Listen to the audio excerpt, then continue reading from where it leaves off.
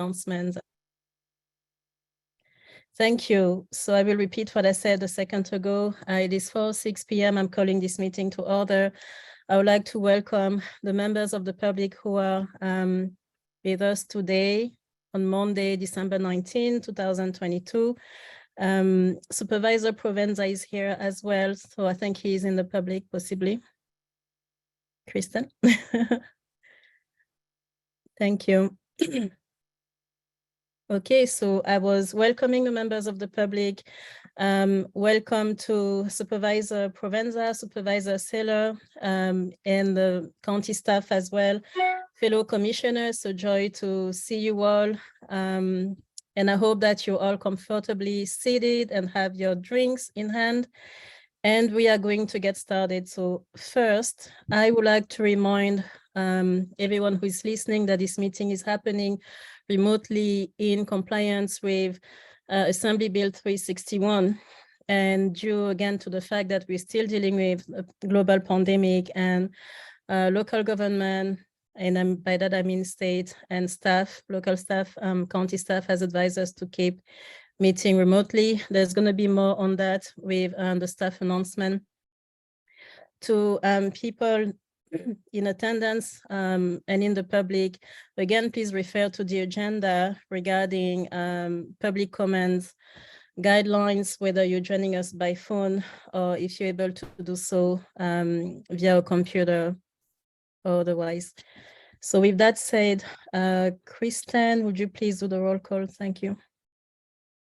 Yes. Commissioner Reed.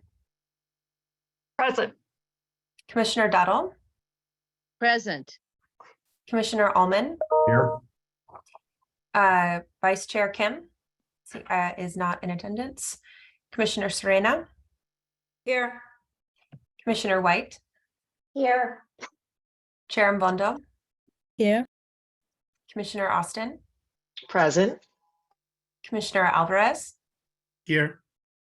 Commissioner Bennett is not present. She's quick note on that. She's there and she said her connection is unstable. But I think she's sick today. Commissioner Austin or Commissioner Bennett? Commissioner Bennett. Oh, okay, thank you. Sorry about that. I was talking about Commissioner Austin. No worries. Commissioner Britton. Present. And then our ex officio members, Sarah Morgan. Present. Camille Kirk will be running late today. And then our supervisors, Supervisor Saylor. Hello, and Supervisor Provenza. Hello. Thank you. Thank you, Kristen. So I walked us through very briefly through agenda item number 1, which was acknowledging that this meeting is happening via teleconference, video conference. Now we're moving on to agenda item number 2, which is a land acknowledgement, and I will ask Commissioner Alvarez to please do us the honor. Thank you. Thanks, and Jay. We should take a moment to acknowledge the land on which we're gathered. For thousands of years, this land has been the home of Patwin people. Today, there are 3 federally recognized Patwin tribes: Cachildihi Band of Winton Indians of the Colusa Indian Community, Metzeldihi Band of Winton Indians, and Yochadihi Winton Nation. The Patwin people have remained committed to the stewardship of this land over many centuries. It has been cherished and protected as elders have instructed the young through generations. We're honored and grateful to be here today on their traditional lands. Thank you very much, Pelayo. So let's move on to agenda item number 3, and which is approval of the agenda. Do you approve the agenda as it is? You have any objection? If you approve, I will ask someone to please make a motion. I move approval of the agenda. Commissioner Reed. Thank you. Britton will second. And that's Commissioner Britton. Thank you, Ken. Any comments, discussion, or feedback on this motion? I don't see any, so I think we're ready for a vote. Commissioner Reed. Aye. Commissioner Doddle. Aye. Commissioner Allman. Aye. Commissioner Serena. Aye. Commissioner White. Aye. Chair Mbondo. Aye. Commissioner Austin, Aye. Commissioner Alvarez, Aye. and Commissioner Britton. Aye. Thank you all. The motion passes unanimously. So moving on to agenda item number 4. So as a reminder, so this is public comment. So we're inviting members of the public to share a comment with us. As a reminder, again, this section is mainly and specifically for items that are not already on the agenda. If you'd like to share a comment regarding one of the items that the commission will be discussing tonight, please wait for the appropriate time to do so. You have 3 minutes. You'll be invited if you feel comfortable doing so to share your name and any relevant affiliation you would like us to know. Kristen, is there anything else I should add? There was something about the names. Yeah, I was just going to share, and first we're also, Commissioner Kim has joined us, so welcome.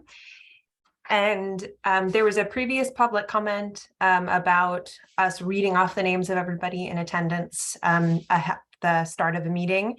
And after conferring with council, it was decided that we would not be doing that moving forward because anybody has the right to attend anonymously. And so anybody who calls in, you're welcome to share your name and affiliation, but we will not be reading the full name of the attendees moving forward. Thank you. And I would like to also mention that we have a record 28 people in attendance today, and some of which might be the consulting team joining us. So I see that we have a public comment. I'll be keeping track of time when there is about 10 seconds left. I will let the commentator know. And Kristen, I think we're ready to take public comments. Thank you. So if you are calling in from phone number 530-668, yep, go ahead, you have the floor. Thank you. My name is Nancy Lee. I'm calling in. I am representing Yolo County Farm Bureau. At this proceeding, we want to be apprised what is happening at this proceeding. It is our concern that you do not have representation of agriculture on this commission. And that is why we expect to be included and advised when you have events coming up, and we want to have the opportunity to put in comment as appropriate. Thank you very much. Thank you very much for this comment, and we've taken note of it. I think we have another public comment, Kristen.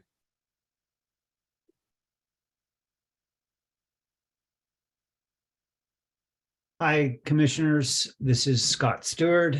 Good afternoon. I am a Davis resident and also a member of the YOLO Climate Emergency Coalition. I also help organize the climate strike for Youth Fridays for the Future locally. And I just wanted to, first of all, say that I'm very pleased that we have a commission that I think it's important that this community understand how fortunate we are that we are moving in a great number of ways to address a complicated set of actions that need to be taken over a fairly short period of time. And I was just listening to the previous commenter, but of course, we need to make sure that our Farm Bureau is well informed and feeling like they're part of this. And so I just want to comment on the challenge it is to try to engage all the different parties, and that I hope that the public and I certainly will be committed to helping this commission reach its goals to engage all the different parts of the Yolo County unincorporated and hopefully at some point see that there is some kind of powers, joint powers with the cities to really see this climate action change go through. And thank you for my time. Scott Stewart, thank you again for joining us tonight and for the comment that you shared. It's been taken, we've taken note of it. I am wondering if at this time you have any additional public comments. Okay. So since we're talking public comments, No, I think I will reserve my comment for the commissioner's announcement or something like that. I just wanted to extend an invitation to public members to share that the commission is happening on Monday and to invite, of course, all interested community partners, stakeholders to attend. So I think this concludes our public comment segment. So I'm going to close this item, and I suggest that we move on to item number 5, which is approval of the minutes from November 28, 2022. So please refer to attachment B. So I'm asking the commissioners, do we approve the minutes as they're written?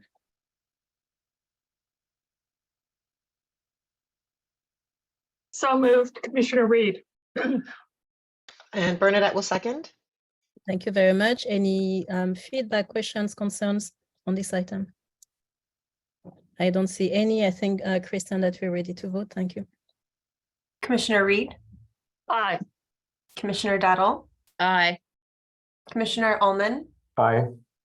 Commissioner Kim, Aye. Commissioner Serena, Aye. Commissioner White, Aye. Chair Bondo, Aye. Commissioner Austin, Aye. Commissioner Alvarez, Aye. and Commissioner Britton. Aye. Thank you. The motion passes unanimously. So now moving on to agenda item number 6, which is staff announcements and reports. And I think, Kristen, that you'll be leading us into this segment. Thank you. Yes. So to kick us off with our staff announcements, we want to begin by just taking a moment to extend just a tremendous appreciation, thanks, congratulations to Supervisor Saylor.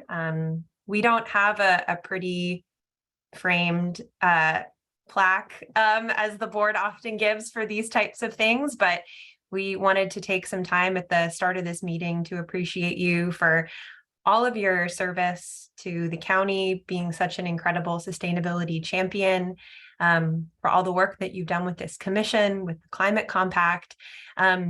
This really would not be possible without you, and we're really thankful that you've been able to be a part of this process through the whole time this commission's been around, and way before that. Just we're so incredibly grateful. We're sad that we will be losing you as a supervisor, but know that you can't not be involved moving forward. So thank you so much. And I wanted to just take a moment to pause, open it up to the commission for anybody else who would like to share some words of appreciation for Supervisor Saylor. And just, if don't wait on me because I plan on going last, so please go ahead. I want to echo everything Kristen said and say it's been such a pleasure to have you lead us in all the different ways you have, and for being a genuine support, a genuine person with us. Been such a pleasure and joy just working with you here as a commissioner and in the community when I see you around. I often see you at events, and it's always just a warm feeling. And again, your genuine character shines through, and we look forward to still pulling you into the mix here and getting your support when you can. Enjoy your retirement. I want to follow with wishing you well and thanking you for the access you provided to us and my colleagues during the process of resolution development and adoption. Really, you listened and you gave us access to your staff, and the interaction was extraordinarily fruitful and has culminated in the creation of this commission. So I really appreciate that, as well as your long-term commitment to advancing Yolo County as an environmental leader. So we wish you the best, and hopefully you'll stop back and check in with us every once in a while, see how things are going. Yeah, let me toss in a few words as well. Don, thank you so much. I mean, you're the spearhead, the spark. Let's not use a wildfire metaphor, but you really did get this momentum going in a really important way. And I'll just echo what everyone else has said. Really, really appreciate it. Your concern, your genuineness. You also step way outside the boundaries of your district because you care about all human beings. And that's just, it's just so refreshing to work with somebody like you. So thank you so much. Just want to echo all the other commissioners. I feel very grateful to have had Supervisor Saylor as an inspirational role model in public service.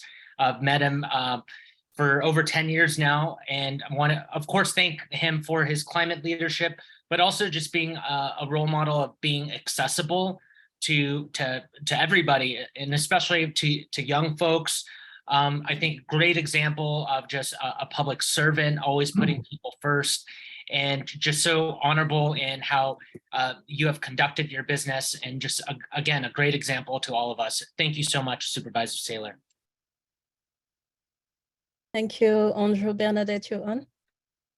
Yeah, I just let folks know that I've got an unstable connection even with my video off. So if I break up, I apologize. Supervisor Saylor, I'm sure that there'll be a lot of opportunities for me to thank you for, as we've been talking about, this true servant leadership, but with a focus on climate. I really appreciate your very pragmatic approach. I think that's been really important, that it's not just sort of aspirational, but really thinking about the people who are involved. So with respect to your input, your impact on this commission, you of course have been a really strong leader, and I appreciate the wonderful approaches that you've taken. So thank you, and good luck and Godspeed. Thank you, Bernadette. Commissioner Ullman. Yes, I would say, Dawn, I want to echo the comments of the other commissioners. I've seen you in action here in supervisor sessions and also on the board of Valley Clean Energy, with which I'm quite familiar. And I really appreciate the obvious care and consideration you give to all of our Yolo County communities. So thank you, and you are going to be greatly missed, and I'm sure you'll be an active participant going forward. Thanks again. Thank you, Mark. Commissioner Dattel. Well, Don, thanks for appointing me. And thank you for the work that you and I did in the immigration realm prior to my service on the Climate Commission. As a geographer, I love that you want to be proximate to the people that you serve, and that you spend lots of time, as someone else mentioned, going to events and being really available and trying to really understand other people's points of view. And I think you're just a great public servant, and I really love that about you. So thank you. Thank you, Robin. Any other person who like the floor before I go in? Yes, Supervisor Provence. You're muted. I know.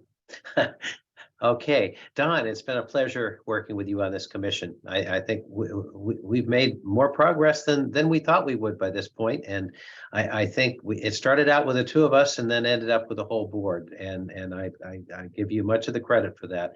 I think your commitment to climate is demonstrated by the fact that you're here a week before Christmas, right before you leave office, and right up to the end, and I know that commitment will continue, and I hope it does, because we're going to need your help. But I've said goodbye about 5 or 6 times, and we probably will a few more because we serve on so many committees together. But it truly has been a pleasure serving with you on as liaison to the Climate Commission. Thank you, Supervisor Provenza. So I will go next, and if someone hasn't spoken and would like to, please raise your hand while I'm doing so. So Don, well, everything good I was going to say has already been taken. But fear not, there is more coming your way.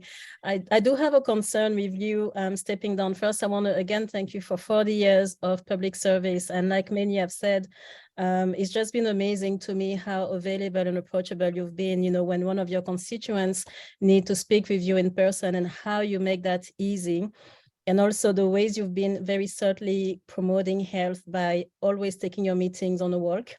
So I've gotten to know some parts of Davis I didn't really know before, thanks to our few works, but also really a big concern, where are we going to get our yearly soups? And I'm keeping on record also that I'll do my best to not bug you too much, and I'll try to honor, your retirement. And so I'll try to not ask too much of you. But again, I sincerely appreciate all that you've done for our community. You've been a champion of all of us, and including communities in the margins. I want to acknowledge your help, collaboration, support on the Juneteenth Festival, and YOLO Head Free Together, and many other very important projects that the city has undertaken. So again, thank you all. Thank you very much for all of that. So I think, does it conclude our recognition of Don's appreciation services, or do we have more compliment showers to rain on him? Okay, Kristen, I think that you're in charge again. Thank you. Wait. Yes, sorry, did I just miss you? Let me raise my hand. Thank you all. I so appreciate this, and I so appreciate the commitment that you're all continuing to demonstrate and show and work at this work that is so essential. And as you each spoke, I know so many of you from many other walks of our lives together, and it's just so, we're not compartmentalized, and the work we do is not compartmentalized. If we can make a difference here and in the other places that we will make a difference for the people on the planet that we care about so deeply. I'm so grateful to you all for the work that you're doing. And Jim, as you know, our colleague Gary Sandy, after 70 or 80 of these last meetings of one organization or another, has said to me, how can I miss you if you never go away? So this is about it. I think this is the last scheduled meeting on my Zoom calendar for both 2022 and the whole shebang. So I couldn't think of a better group to be with me on this last scheduled public meeting. So thank you all for your very kind comments, and I have every confidence in the work that you're doing. Thank you so much, Kristen. Thank you, Supervisor Saylor, and a round of virtual applause for you. And again, just thank you so much.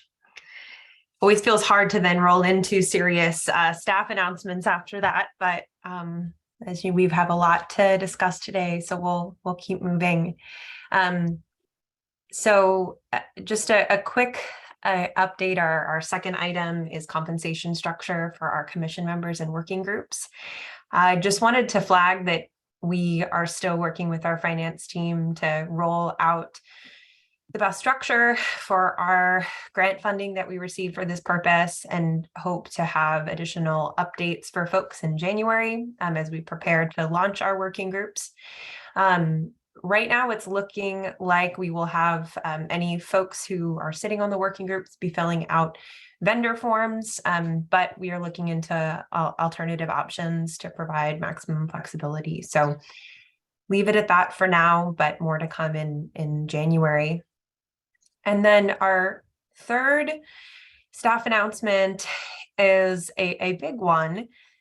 And if you refer to attachment C in your board packet or your commission packet, so effective March 1st, our commission and our working group meetings will be moving to an in-person format. This is guidance that has come down from the state about how Brown Act eligible committees, boards will be operating moving forward. The in-person component specifically refers to our commission members. We are, though, looking into different options for being able to preserve a hybrid format for members of the public who will be calling in. I think there's no way to say that it is going to pose a challenge for folks. We're a very large commission, and as you see, there are 50 people in this meeting today. And so we want to do everything that we can to really preserve accessibility for these meeting formats. The memo doesn't outline very many exceptions. Commission members, appointed members sitting on these public bodies you can call in remotely twice for a year for a health emergency, but other than that, they're very, there's very limited flexibility worked in. So staff is looking into how best to approach this and are trying to think about the best space that can hold a commission this size and still preserve that hybrid format effectively. And we won't have really clear updates on that until next year. This is something new that we're working through, but I did want to flag this for folks, and I acknowledge that this is a big change for a commission that's been meeting monthly for over a year now, fully remotely. So I can end it there, and I'm happy to take any questions that commission members have on these last two updates before we move on to our DUDEC presentation.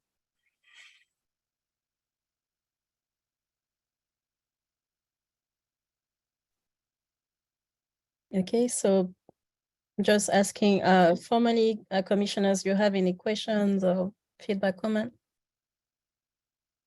Okay, I don't see any reaction at this time. So Kristen, we're going to take public comments. Ask the public if there is any comment. I do see Chris. It looks like Chris came off mute there for a second. I was going to make a smart aleck remark. As Okay. much as I do not look forward to driving to Woodland from West Sacramento, it makes the voting go so much faster when we meet in person.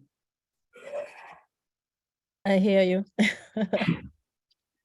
I am very curious to see how that first meeting will go. I'm hoping for the best.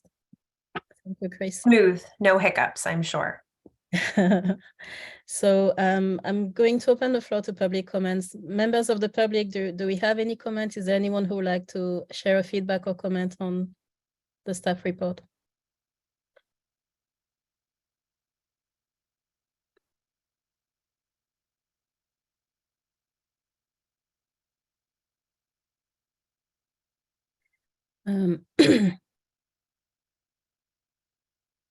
I don't see any at this time.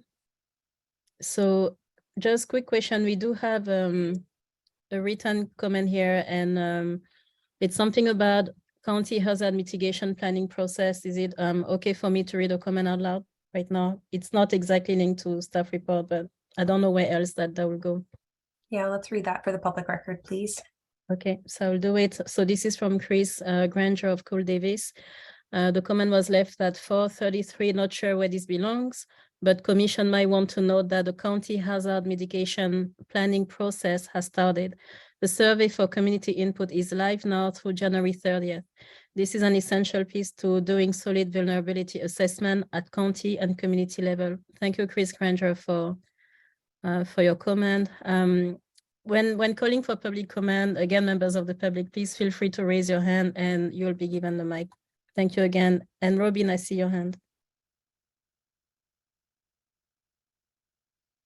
Yeah, sorry, I was a little slow in thinking of what my question was.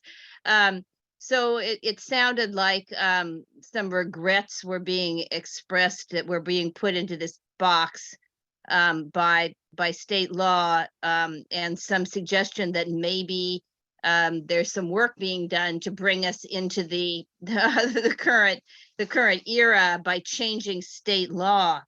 And I was wondering if Yolo County would be willing to weigh in on that, to not just leave it to others to see that change happens, but to be part of that change, which is something that we pride ourselves on. I think we can ask I'm on the legislative committee for the county, and that's not, we haven't specifically suggested being involved in legislation, although I believe there is some. So I will check on that and get back to you at the next meeting. Great, thank you. Yes, Supervisor Saylor.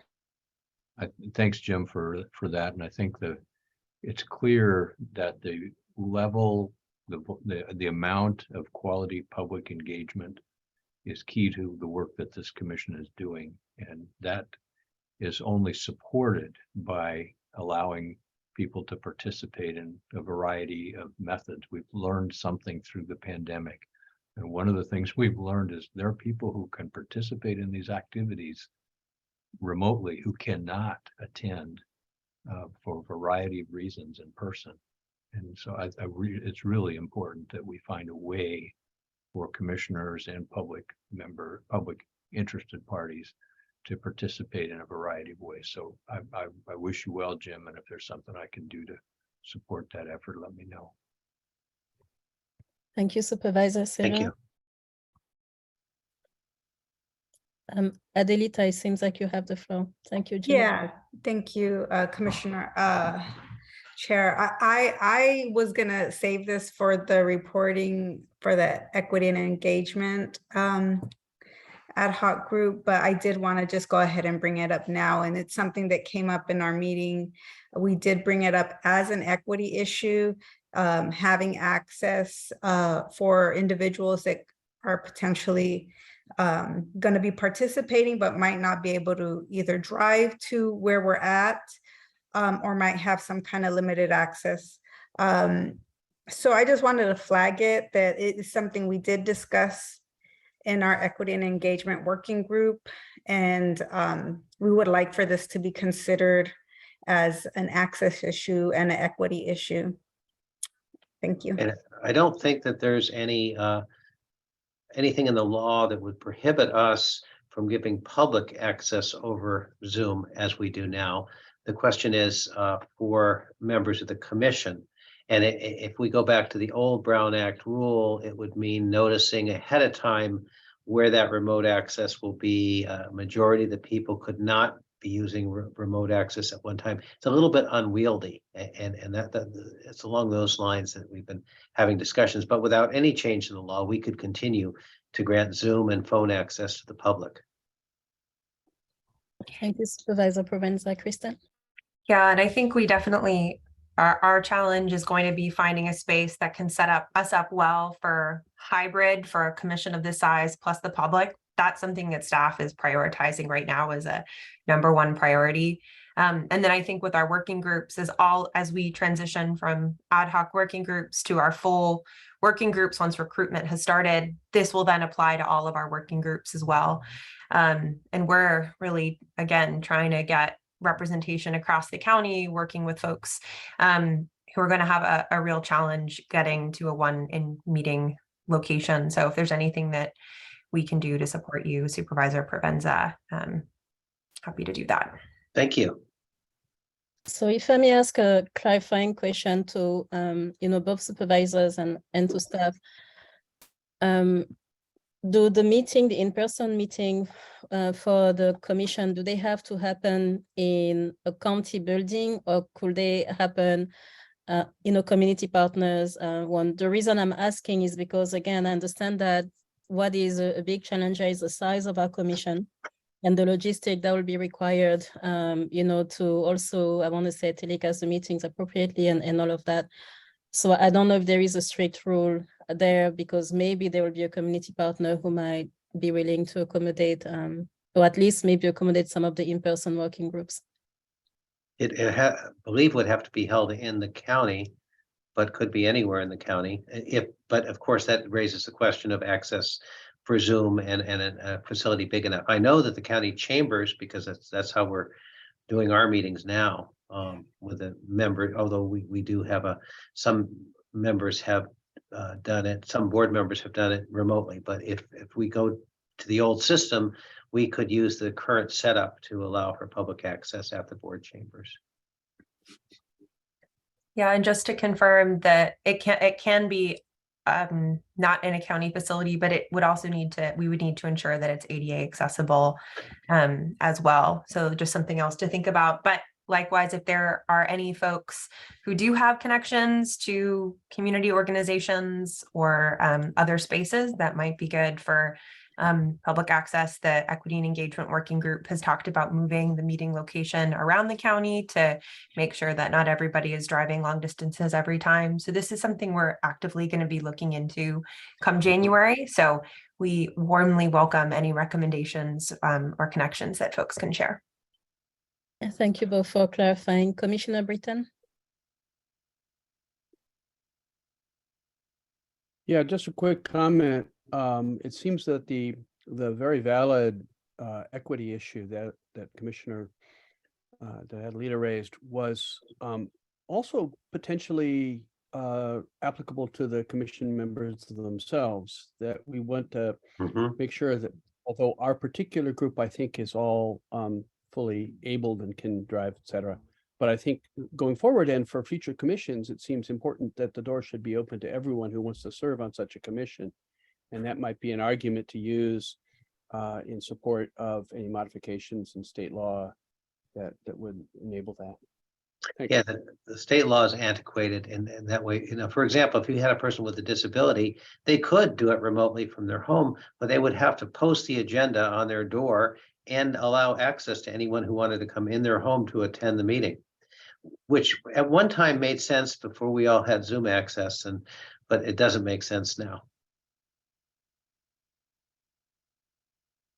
Thank you, Jim. And thank you, Ken, for asking.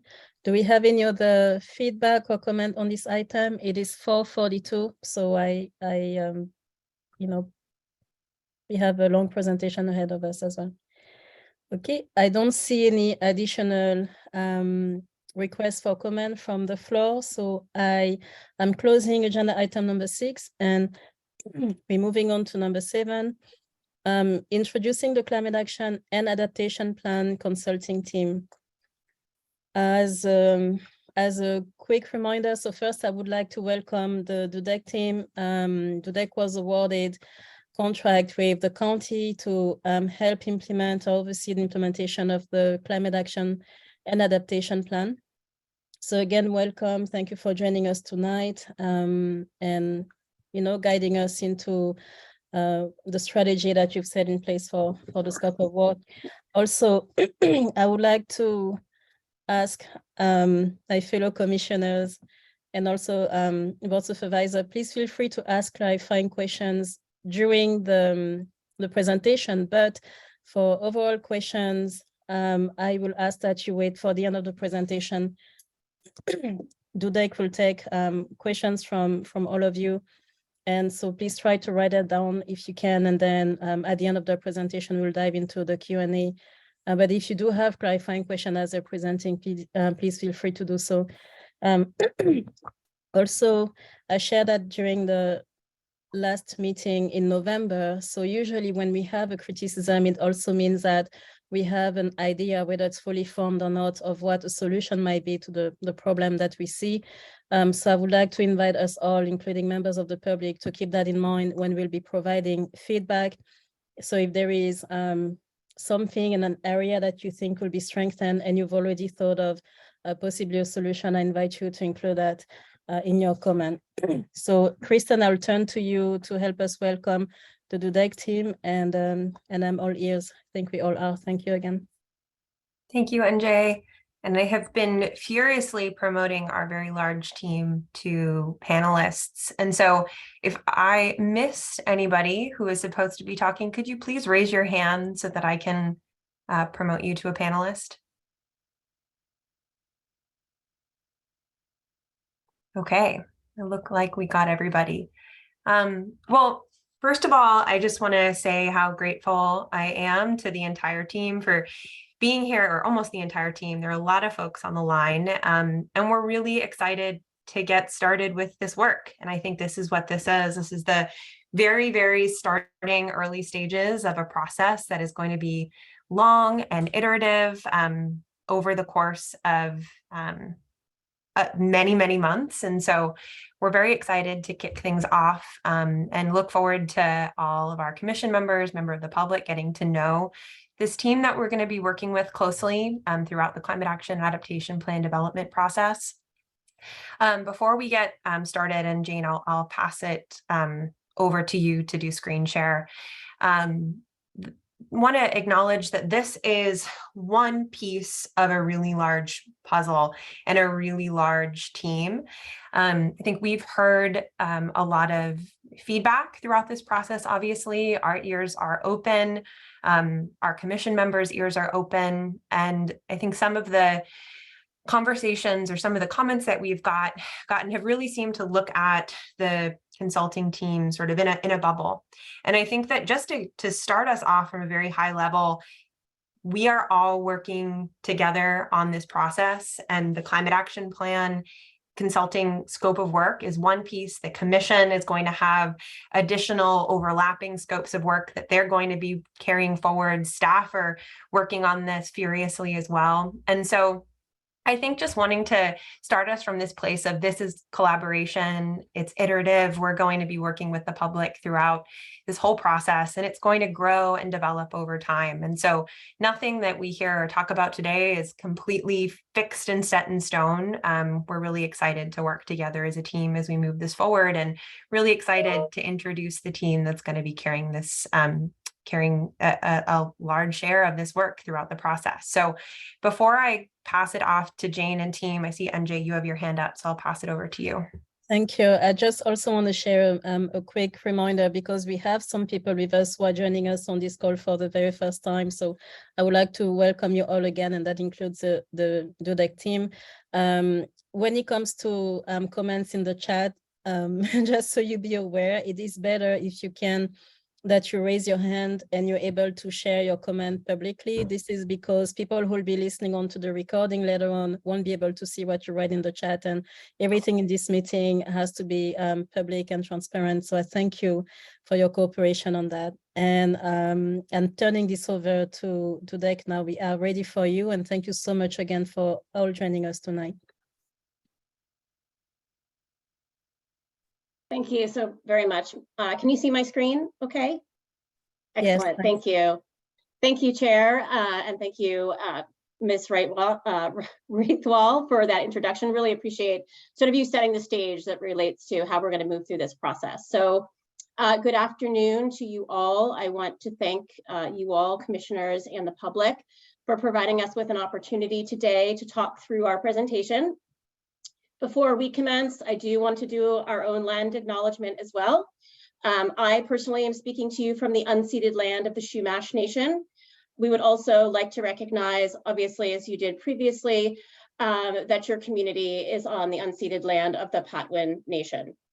And we would like to also recognize that all Native peoples are America's first people. So before we jump into the presentation, this is our overall slide. Our table of contents, if you will, as we go through the presentation is here. We have 8 different sections, and we, as was instructed and asked, please feel free to interrupt if you have clarifying questions. We'd be happy to provide you with feedback. We have some time for team introductions. We have a really large team. Not everybody that is on the team is on the call, and not everybody that is on the call is represented, or excuse me, is on the PowerPoint presentation. But we'll go through sort of generally who's here. Our team will provide an overall introduction of who they are and their background. So this is just the overall organizational chart. Here is the team that we have, and I'll just give you a really brief introduction of myself. My name is Jane Gray. I am the project manager for not only this project, but also the community engagement and equity section. I have decades of experience in working in rural communities, underserved populations, and tribal communities, both in the United States and abroad. And I will be advancing the equity strategy through this program and look forward to working with all of you. I'll turn it over to Jennifer Reed.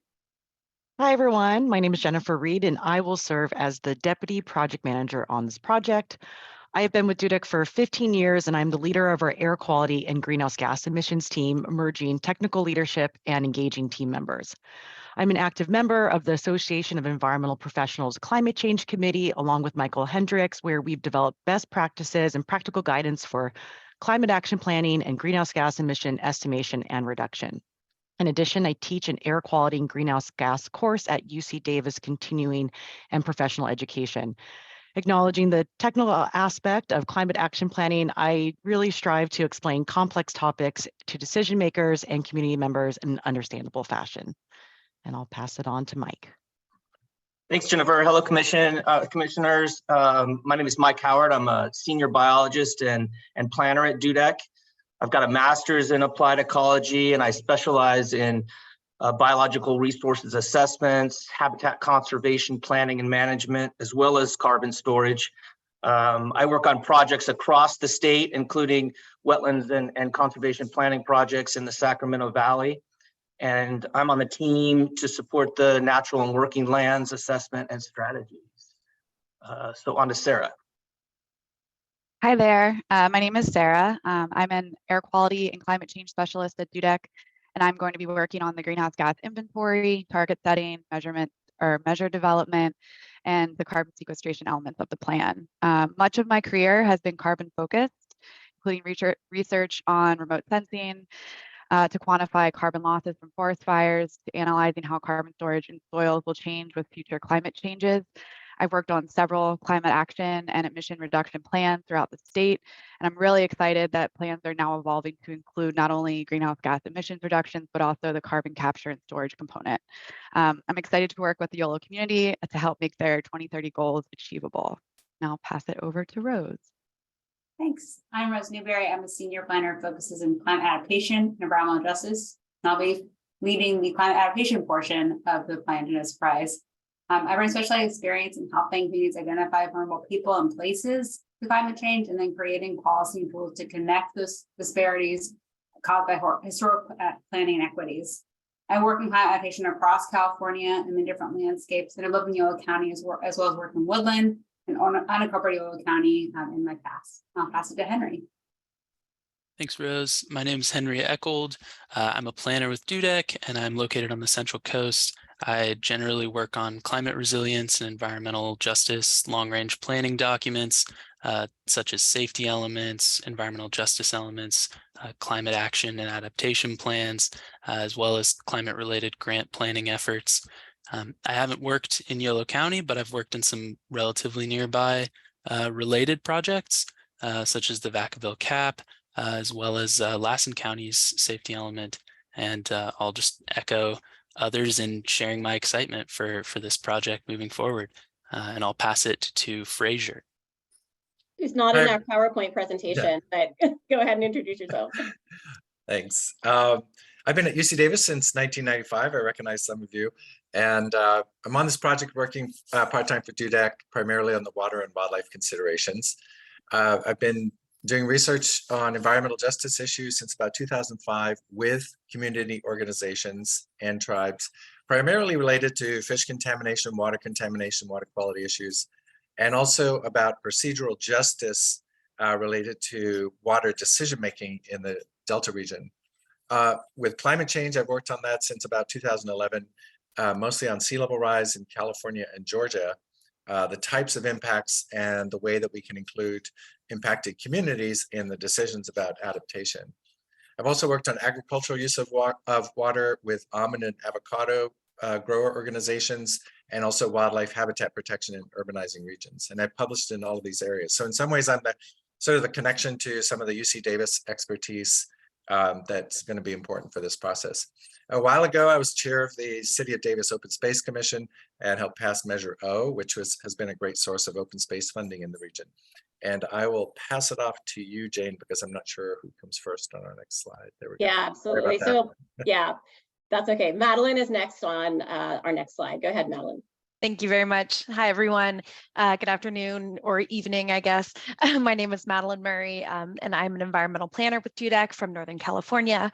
And I bring specialized experience in community outreach and engagement, and have spent significant time working with underserved and underrepresented communities throughout the state of California.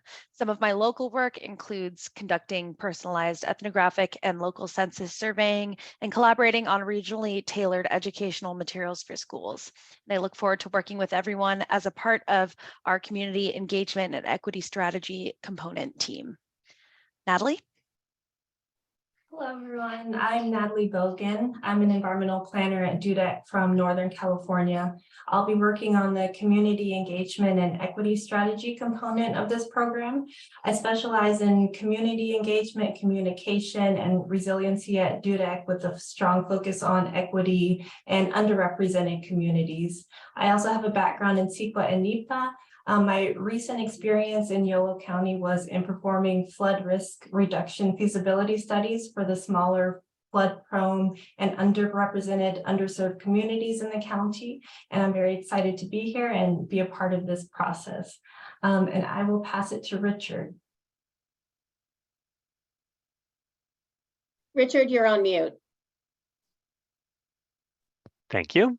Yes, hello, I'm Richard McCann, and I have a doctorate in economics from UC Berkeley. I have about 35 years of consulting experience in agriculture, energy, water, climate change, air quality, habitat restoration. More importantly, I've been involved in a lot of processes in Yolo County. I am currently on the Davis Natural Resources Commission, where we are wrapping up our climate action plan.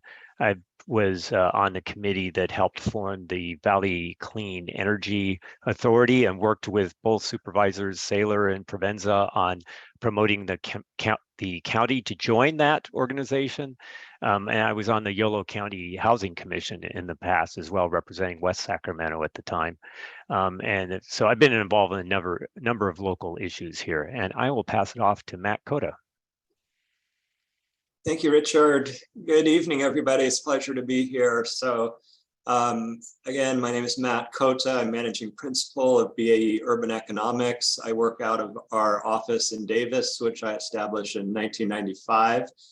And since that time, I've had the pleasure to work with all of the jurisdictions within Yolo County. And so I have a good understanding of the places and the geography and the local economic context. We're going to be supporting some of the outreach and the funding portion of the study. And it's a pleasure to be here. Thank you. And we'll go to Michael Hendricks next. Good afternoon. I'm Michael Hendricks, and I will be supporting the climate action portion of this project. I've been working on climate action plans since 1996. So it's great and exciting to see them progress to where we have here, where we're diving into carbon negative, a very exciting proposition. I've worked on 71 climate action adaptation plans in that amount of time.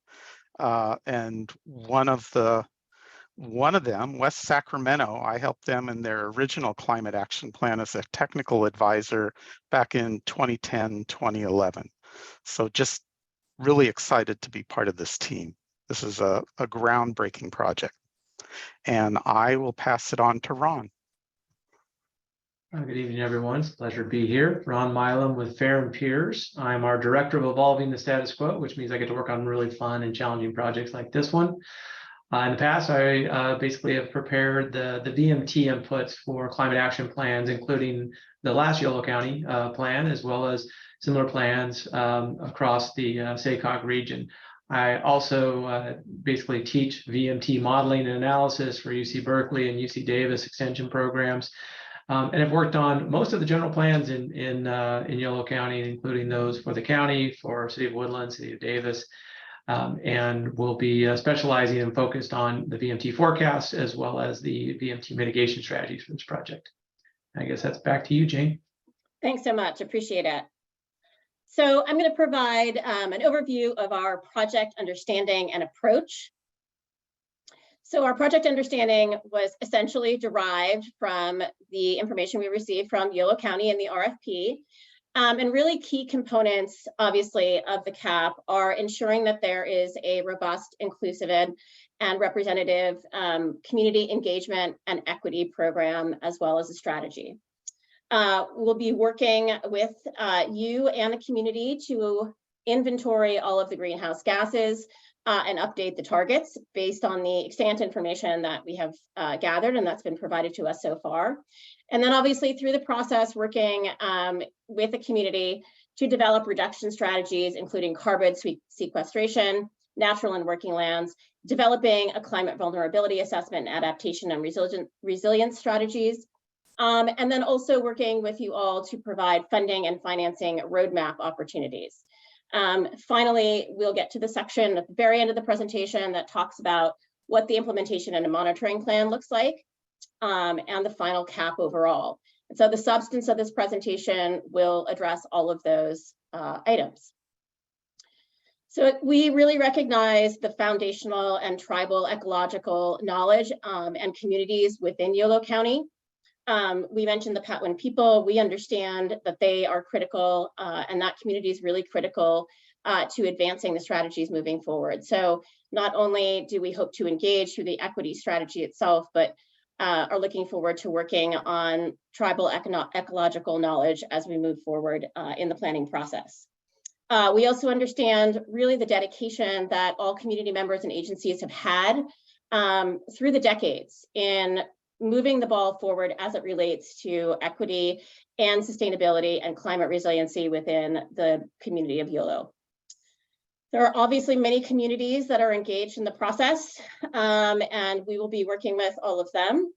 I'm not going to read the slide. I'm happy to advance some of these as well. But we also know that Yolo County is foundationally agriculturally based. From the agricultural workers to the industries to the research at the University of Davis. So enfranchising really all of these voices as we move forward is going to be foundational again to the work. As you know, as being commissioners, the county declared a climate emergency through resolution 2114. And this emergency really mobilized the community and focused and galvanized people really to culminate in this project moving forward. So the resolution, the Climate Action Commission, and all of the working groups that you have organized will be part of the process and really on the cutting edge, if you will, of climate work in the state of California. So our approach is responsive and nimble. It includes all of the communities, as we've stated. It includes the commission, the equity working groups, the RCD, and we are working in partnership with all of you. So I think it's really important to demonstrate that, you know, just as we have a really large team with a tremendous amount of expertise and heft, we know that the commission brings expertise and heft, as do the working groups, as does the community. And so addressing an emergency requires that we all work together to support one another in Yolo County. We all do better, frankly, when we all do better and when we all actively listen and engage in the process. So that is at the forefront of what we will be doing in working with you, with the agencies, and with the community. So our community equity and engagement strategy, just want to provide you with some understanding of how we will move forward with this. Again, I have background in community engagement and equity strategy, and that dates back decades to both work in agricultural and subsistence farming communities in Ghana, and then also throughout the state of California. So I have a really deep understanding of agricultural community overall. And on a personal note, parts of my family, my spouse, for example, also comes from an agricultural community in the Central Valley. So it's part and parcel of my familial experience as well. And putting community at the center of equity is extremely important.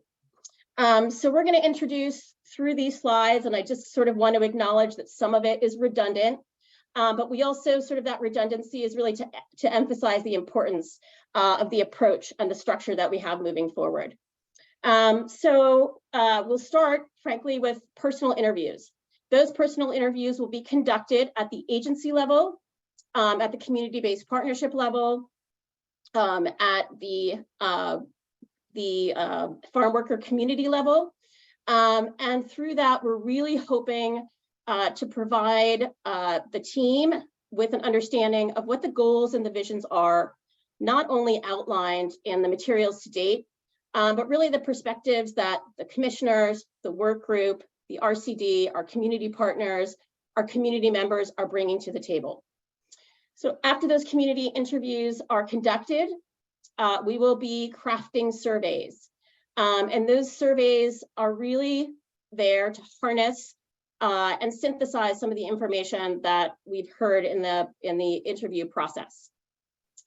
We'll put those surveys out into the community in a language appropriate way, and gather as much feedback as possible.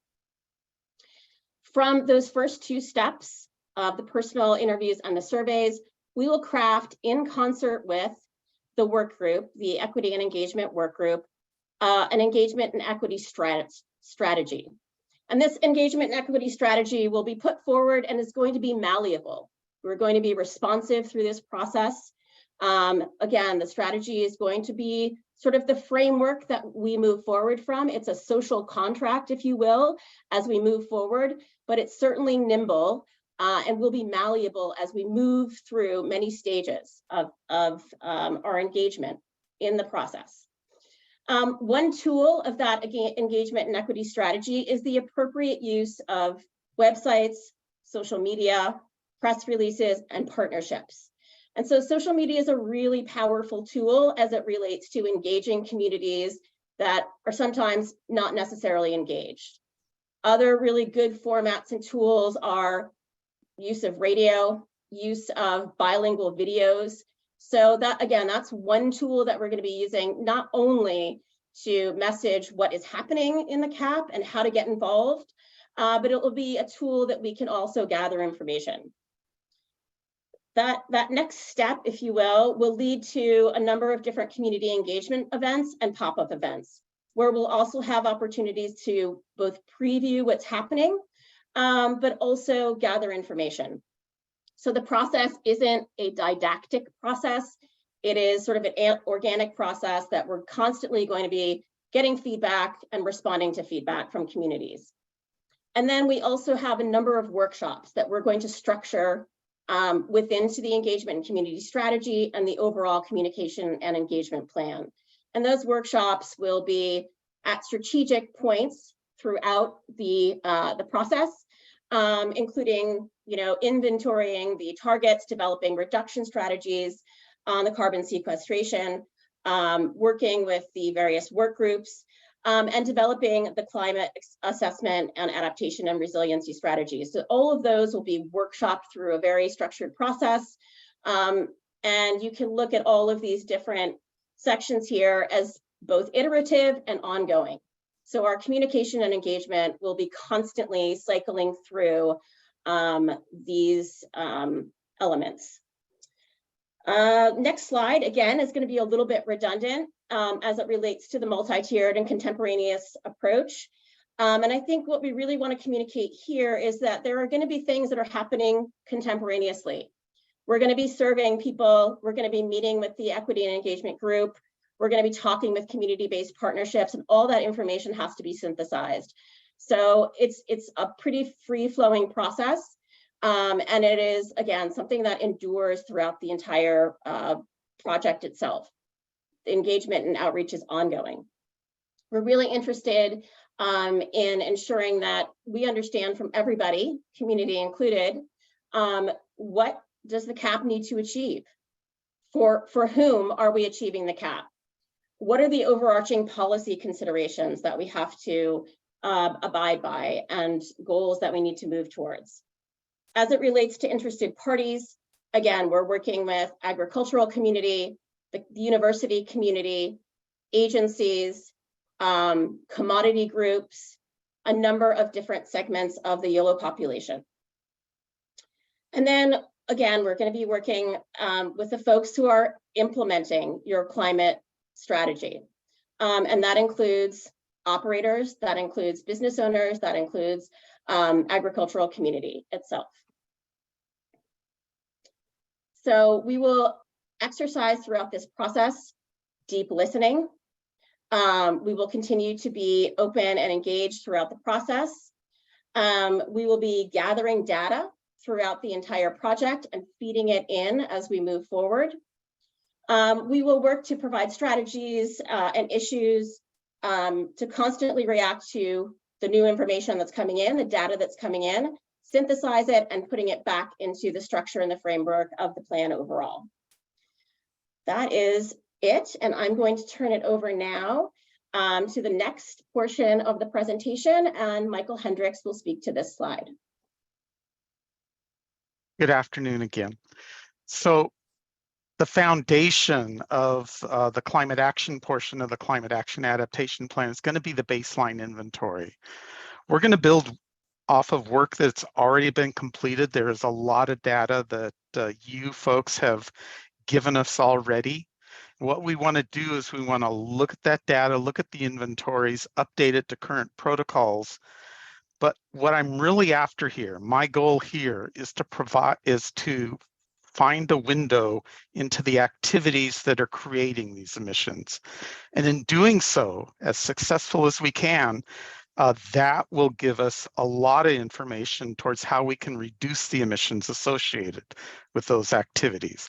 So we'll be looking at really getting granular into the different sectors of emissions on the production-based inventory. And that'll be the foundation or the building block for the forecasts and target setting, which will get us into reductions. Next slide. So I think, Ron, this is yours. Yeah, Ron had to drop off, so I'm gonna speak for him for a moment. A major source of the county's greenhouse gas emissions are going to stem from driving as a measure of vehicle miles traveled, which we commonly call VMT. So VMT includes travel from passenger and commercial vehicles.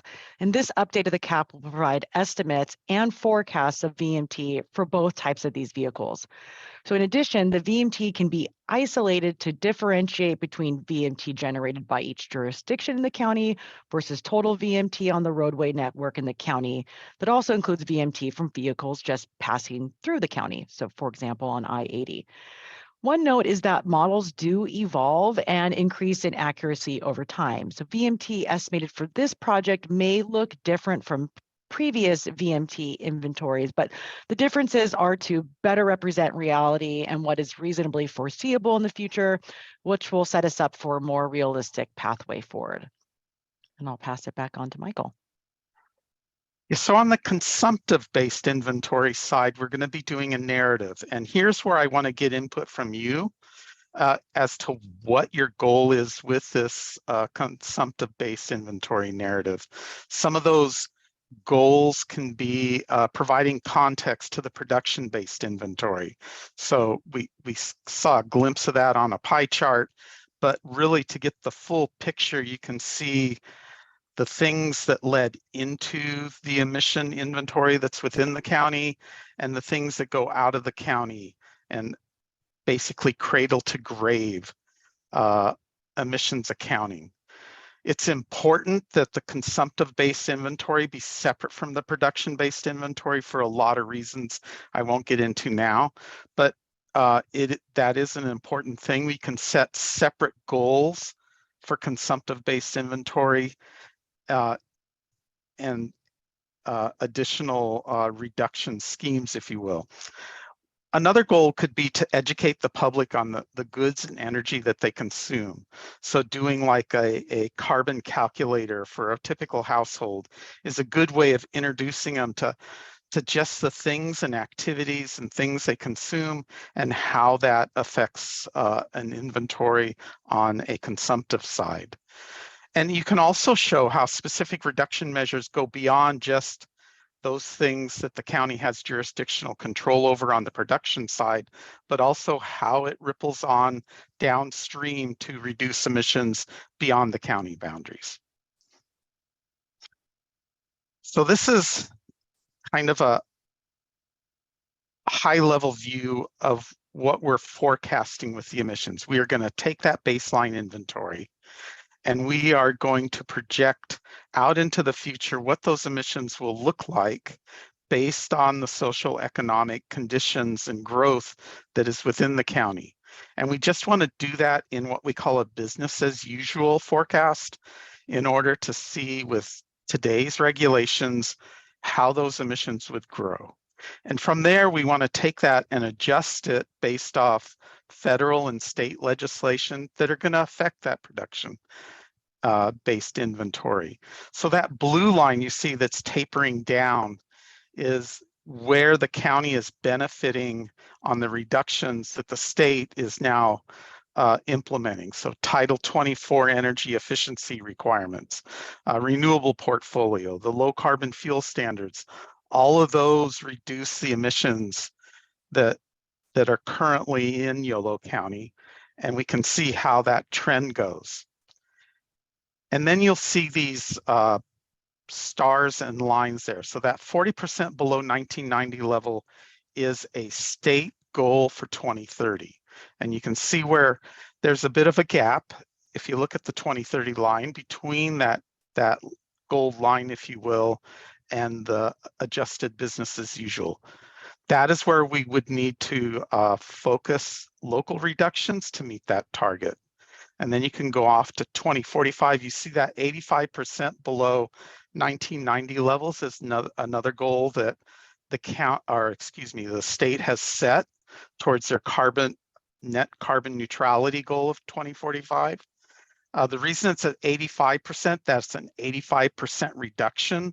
The remaining 15% to get to net zero would be accomplished through sequestration, carbon removal, and other sinks to get it to zero. Next slide. So I talked about these gaps between state goals and where that adjusted business as usual is. This is a look at where we want to focus the local reduction strategies for Yolo County in order to achieve carbon negative or at least zero or below by 2030. That is a big gap to fill. So we have some really good hard work to do. And that is going to require not just the county doing things, that is going to require the entire community doing things. Each one of you are going to have to change the way you live and work and play in order to achieve that goal. So keep that in mind as we look at this. Also, that goal is just that, a goal. We will do our best to get to that goal through reduction strategies, but come to 2030, if you are not carbon negative, it's not a failure. We continue to go, because as if you notice, the state is continuing to complement that as the years go by. And I can tell you that that blue adjusted business as usual line will tend to dip down in the future as additional regulations and reduction strategies through state level efforts will combine with your local efforts, you will get there. Next slide. And the next one, please, Jane. Great. So after we developed the greenhouse gas inventory, forecasts, and reduction targets, we developed the greenhouse gas reduction strategies to meet the county's goals. So when evaluating means to reduce greenhouse gas emissions, we look at every emission sector for greenhouse gas reduction potential. While there is definitely a focus on what sectors to prioritize as they require the greatest reductions, with an incredibly ambitious goal of carbon negative by 2030, no sector can be ignored. We will be building from known successful measures as well as looking for innovative strategies to achieve desired reductions. There are a lot of tried and true greenhouse gas reduction measures that can serve as the basis for conversation and how to tailor these reduction measures for Yolo County. Customization can be in many forms: the reduction measure itself, the extent of the strategies, how the strategies look, when and where the strategies are implemented, amongst others. The community will be an integral part on both identification and customization of strategies, and will be involved in the multi-step process of evaluating strategies for various metrics. And at each stage of the process, reducing greenhouse gas emissions in a cost-effective and equitable manner will be at the forefront of the conversation. Suitability metrics to evaluate strategies could include equity and environmental justice consideration, reduction in sequestration potential, relative cost, timing, co-benefits, and feasibility. And then the finalization of the greenhouse gas reduction strategies will occur at the culmination of the community and commission integrated process. And examples of these key strategies are discussed in the next 3 slides.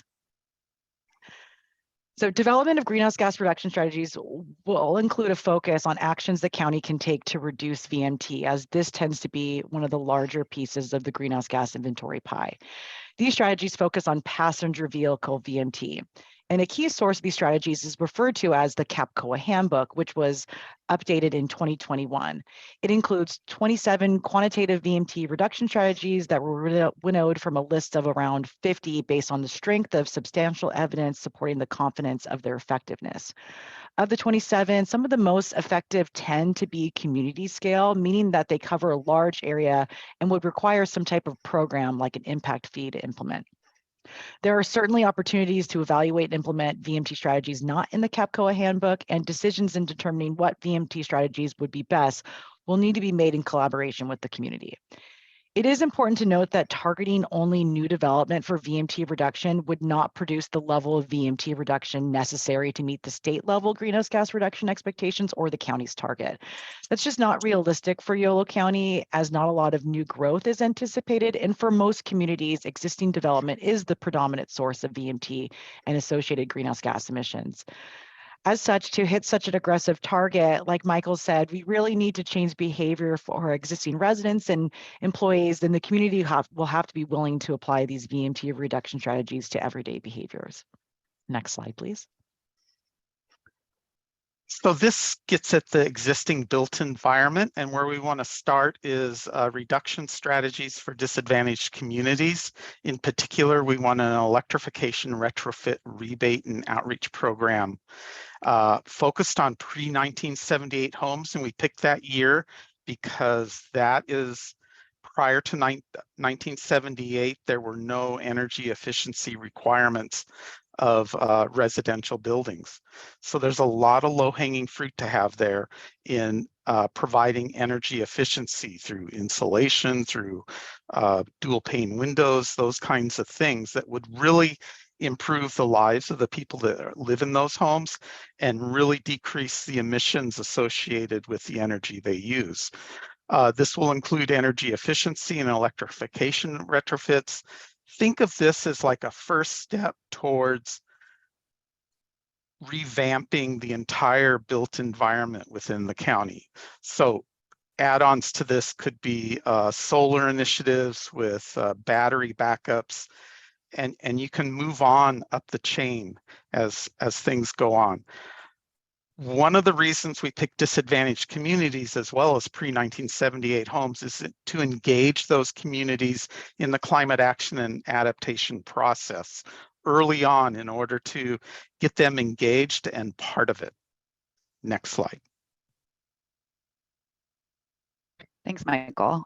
So as Michael touched on previously, achieving the net negative emissions goal means that in addition to developing measures to reduce the county's greenhouse gas emissions, the plan will also need to include strategies to capture and store atmospheric carbon. Our team will be working with RCD to support them in these efforts to develop carbon sequestration strategies from the natural and working lands. And this effort will include coordination with local farmers, farm workers, tribes, businesses, and other relevant stakeholders that would be identified during community engagement. Given that the county has already made great strides in this arena, this effort will start with a comprehensive review of all the programs and plans already in place, including the Carbon Farming Partnership and other early actions, as well as plans that are in progress, such as Yolo County Agricultural Conservation Priority Plan, which we understand is anticipated to be completed by spring 2023. We're also going to look to state and expert guidance, such as the Natural and Working Land Climate Smart Strategy that was developed by the California Natural Resources Agency, which was used in the development of the state's carbon neutrality strategy outlined in the recently adopted or approved 2022 Carbon Scoping Plan update. And again, given that the majority of land within the county is designated for agricultural use, most of the strategies will focus on management of croplands and soil management, which will require close collaboration with the RCD and landowners to really understand what practices are already in place and what additional strategies are feasible. Strategies will address ways to limit carbon losses and secure the currently stored carbon, and then as well as support future sequestration in those lands. Ultimately, our work will end with a guide that landowners and farmers can hopefully use, and that will allow them to find strategies that best suit their operations. Next slide. Thanks, Jane. Sorry, my mouse seems to be really sensitive, so apologies for No worries. advancing. All right, I'll take it from here. And I'll looking at the adaptation and resilience portion of the plan. Our scope is really to meet the requirements of SB 339, which require a vulnerability assessment, as well as development of goals, policies, and actions. We align all of our adaptation planning here at DUDEC with the APG, or the Adaptation Planning Guide, which is the state's resource outlining how adaptation planning should be happening in these 4 phases you can see on the right-hand side. So phase 1, we explore and define what adaptation means to Yolo County. Then in phase 2, we assess vulnerability. So that's the risk of certain climate hazards, extreme heat or fire to the landscape, but also what people and places are especially vulnerable to those hazards.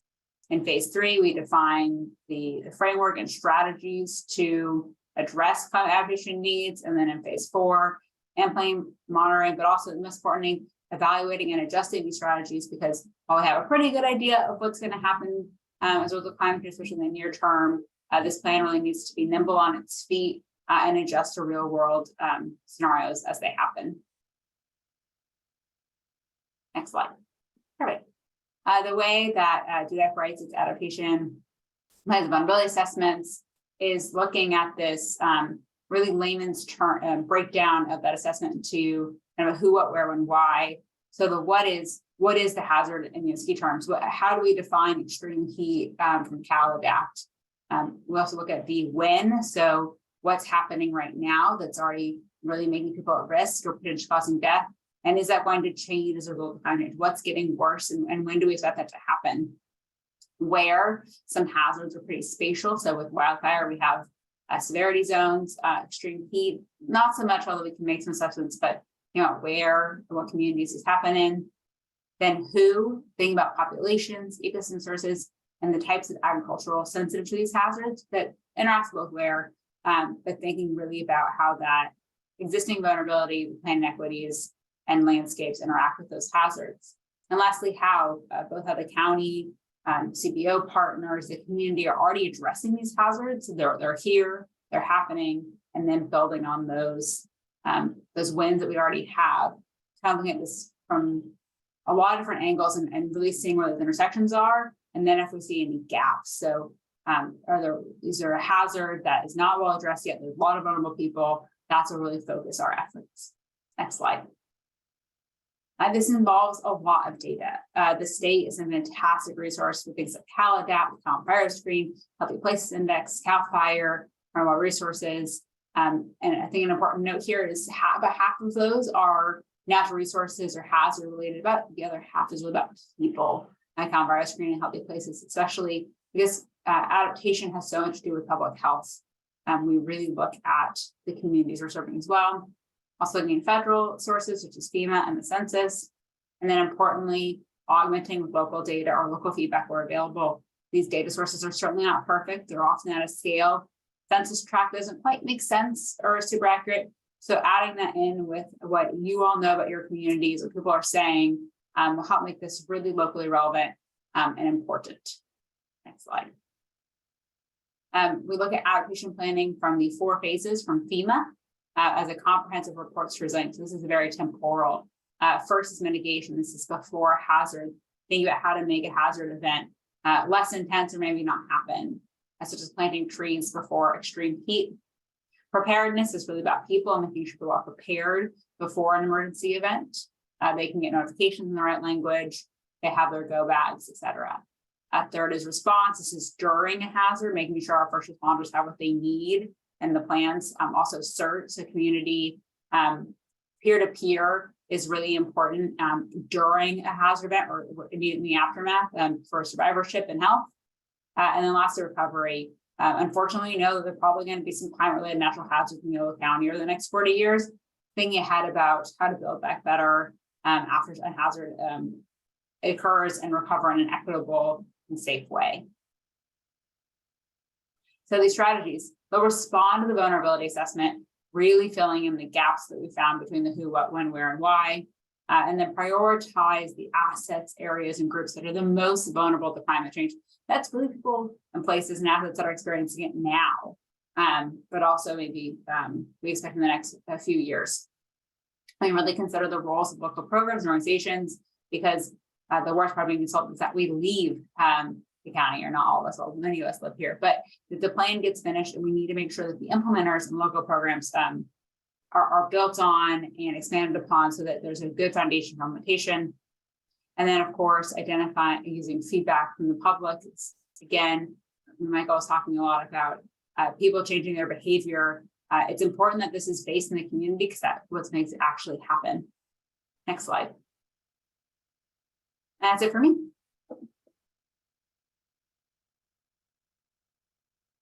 Richard, you're on mute again. I get ahead of myself. It's okay. So here we're going to discuss the funding and financing roadmap.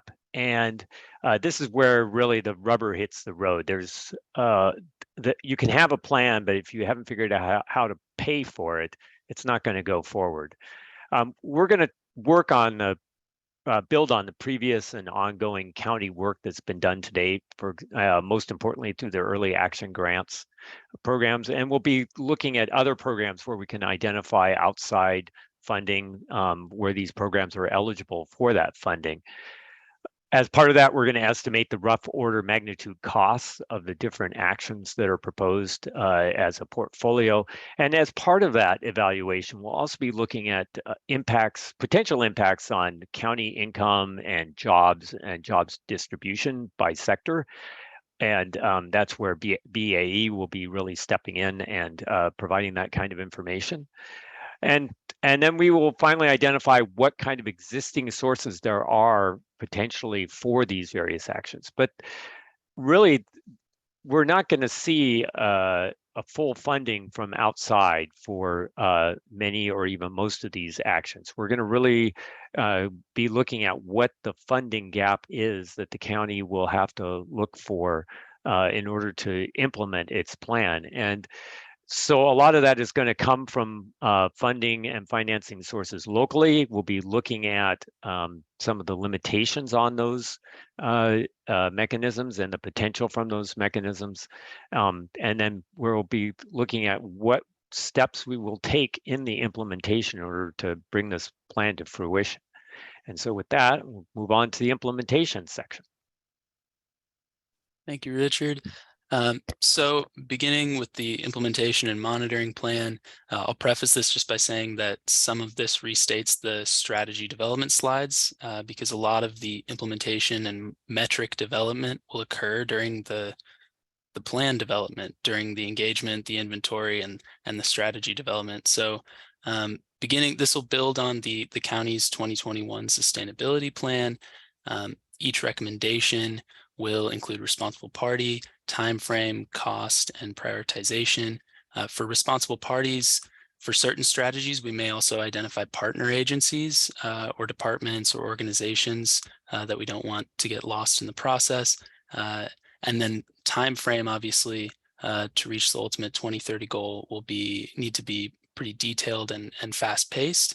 GHG related actions will be specified as mandatory or voluntary, depending on the state requirements and federal requirements.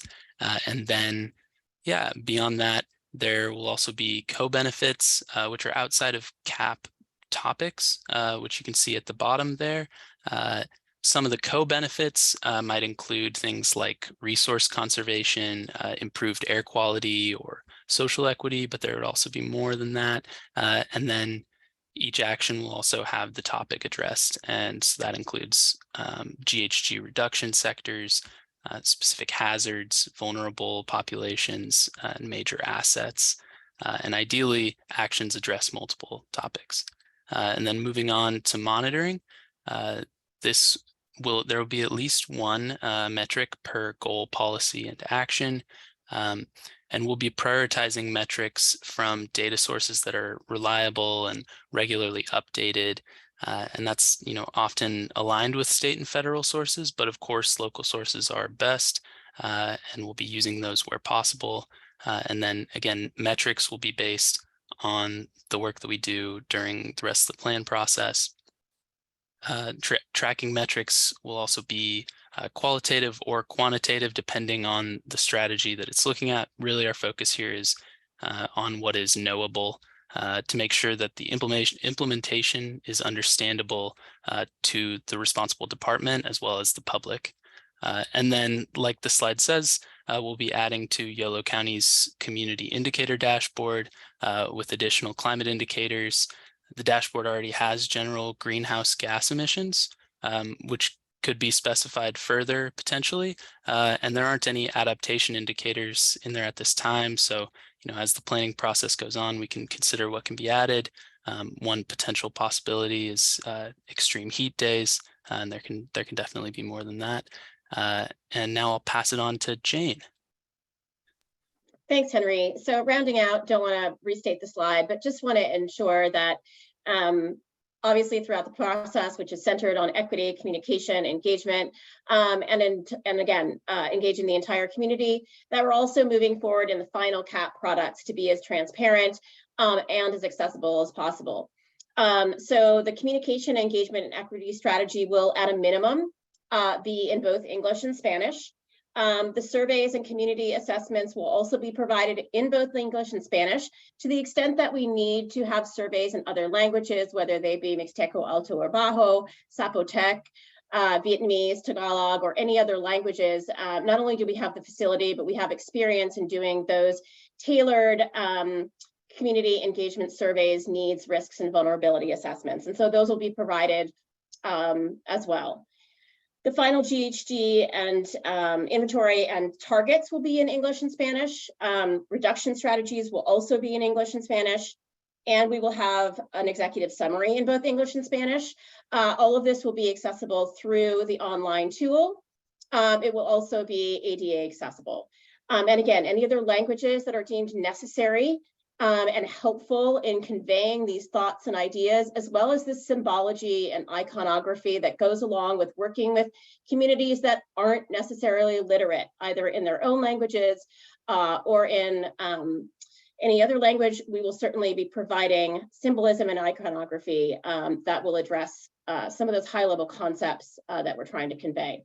So that's it. We really greatly appreciate your time. Thanks for entertaining all of us in our slides, and we'll move forward to the next section.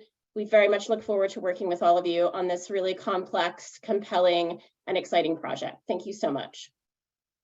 Jane and all your team, I thank you very much. That was a very thorough presentation. And Suzanne, I see that you have your hand up, but I would like to ask all commissioners a question.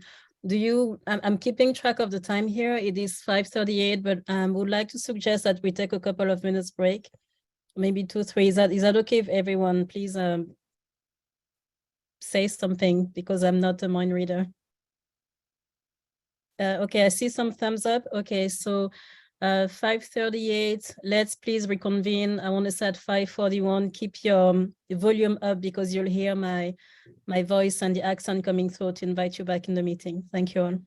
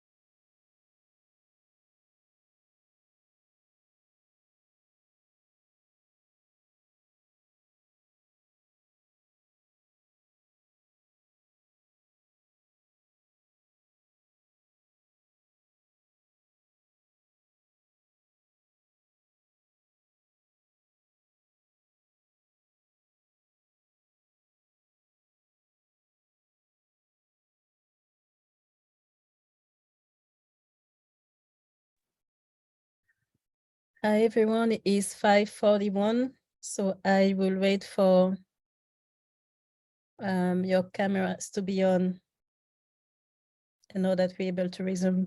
Thank you all again for allowing this break.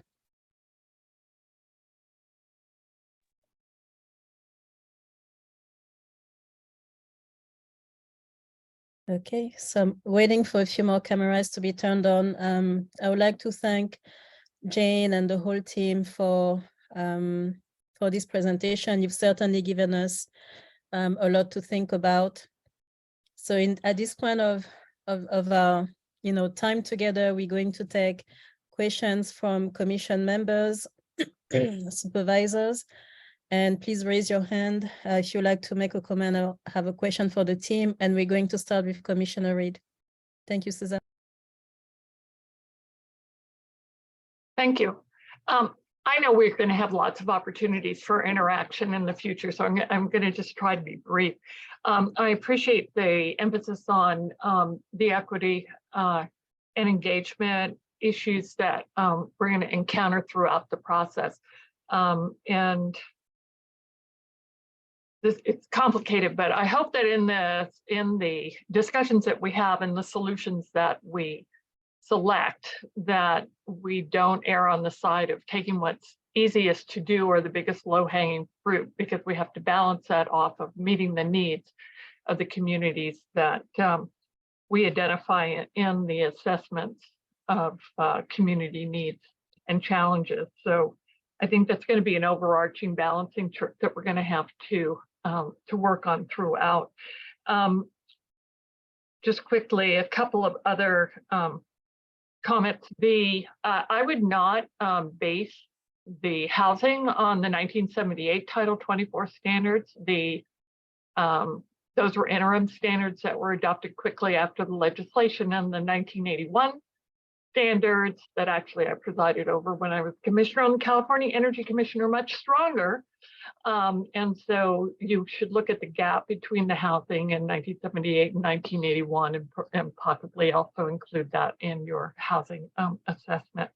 The other has to go with coordination, and there was a great deal of emphasis on the hazard mitigation planning aspect, and the county has its own, and so I'd be interested in knowing the coordination and integration that you are expected to have with the plan that's just recently been launched to do our 5-year update on our FEMA plan. So interested in that, and also with respect to the vulnerability assessment, how that is going to integrate with the other activities in vulnerability assessment, including the Delta vulnerability and some of the other assessments that have already taken place. So we don't reinvent the wheel in either vulnerability assessment, the hazard mitigation plan, or also the groundwater management plan activity that's going on.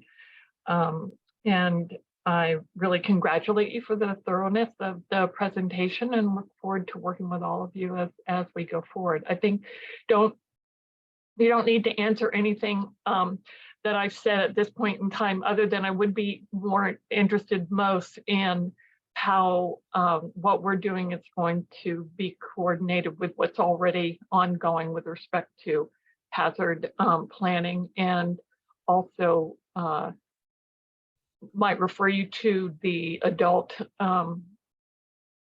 Aging and Adult Services Commission, which has done a very deep dive in emergency response and planning for vulnerable communities in the senior and people with functional disability population. So thank you.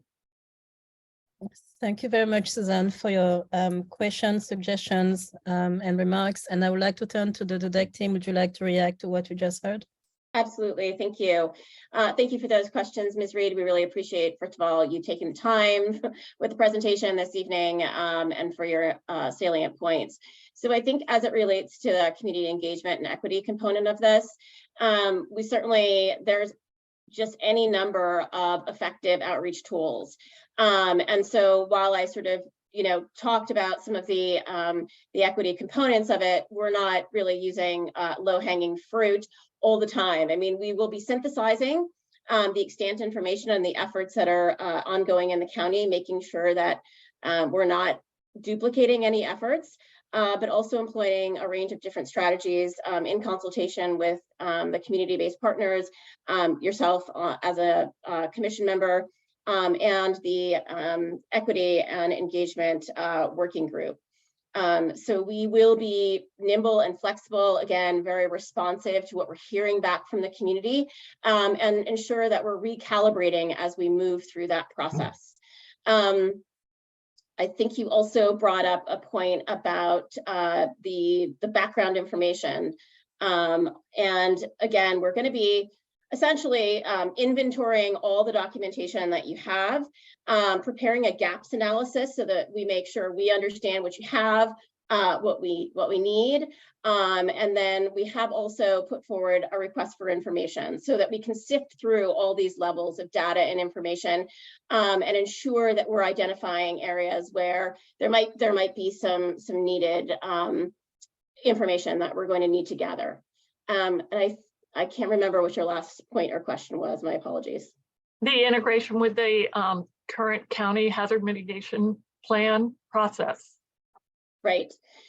So again, we're going to be synthesizing information and working with the existing efforts themselves. We don't want to redouble any efforts. We'll be working with Kristen and her staff in pulling together information, gathering it, and then meeting with entities that are relevant for us to meet with, so we're not duplicating information. Okay, Jen. Oh, sorry, Susan, I didn't mean to cut you. No, I was just saying thank you. Thank you.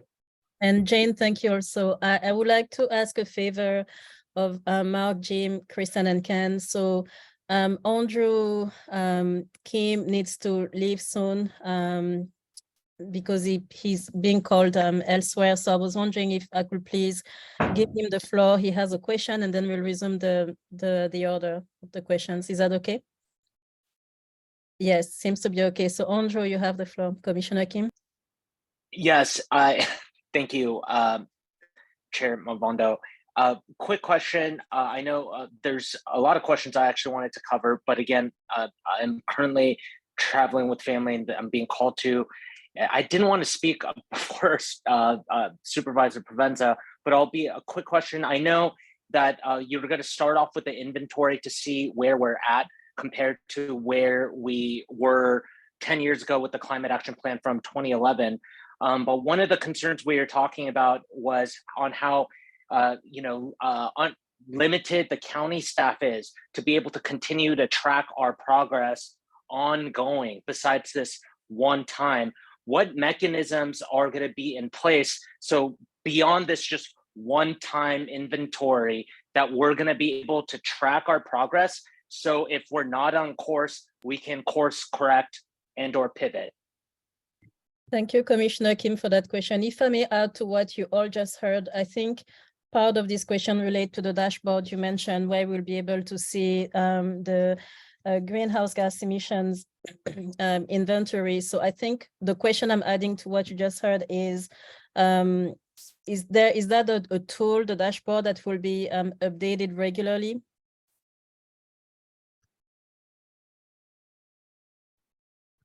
So this is Michael Hendricks. The dashboard will be updated, and one of the things we want to do is actually track progress on the reduction measures. So that will be the progress that we'll be looking at, is seeing how the reduction measures are successful, which ones are successful, and which ones might need to be tweaked. So that is the kind of the ultimate aim of tracking progress into the future. Also, as far as staff goes, we want to make this as part of business as usual as possible. And what I mean by that is putting the context of tracking and monitoring into your normal planning activities so that it is not overstretching staff. Now, that doesn't mean that there's not going to be anyone that does climate action planning.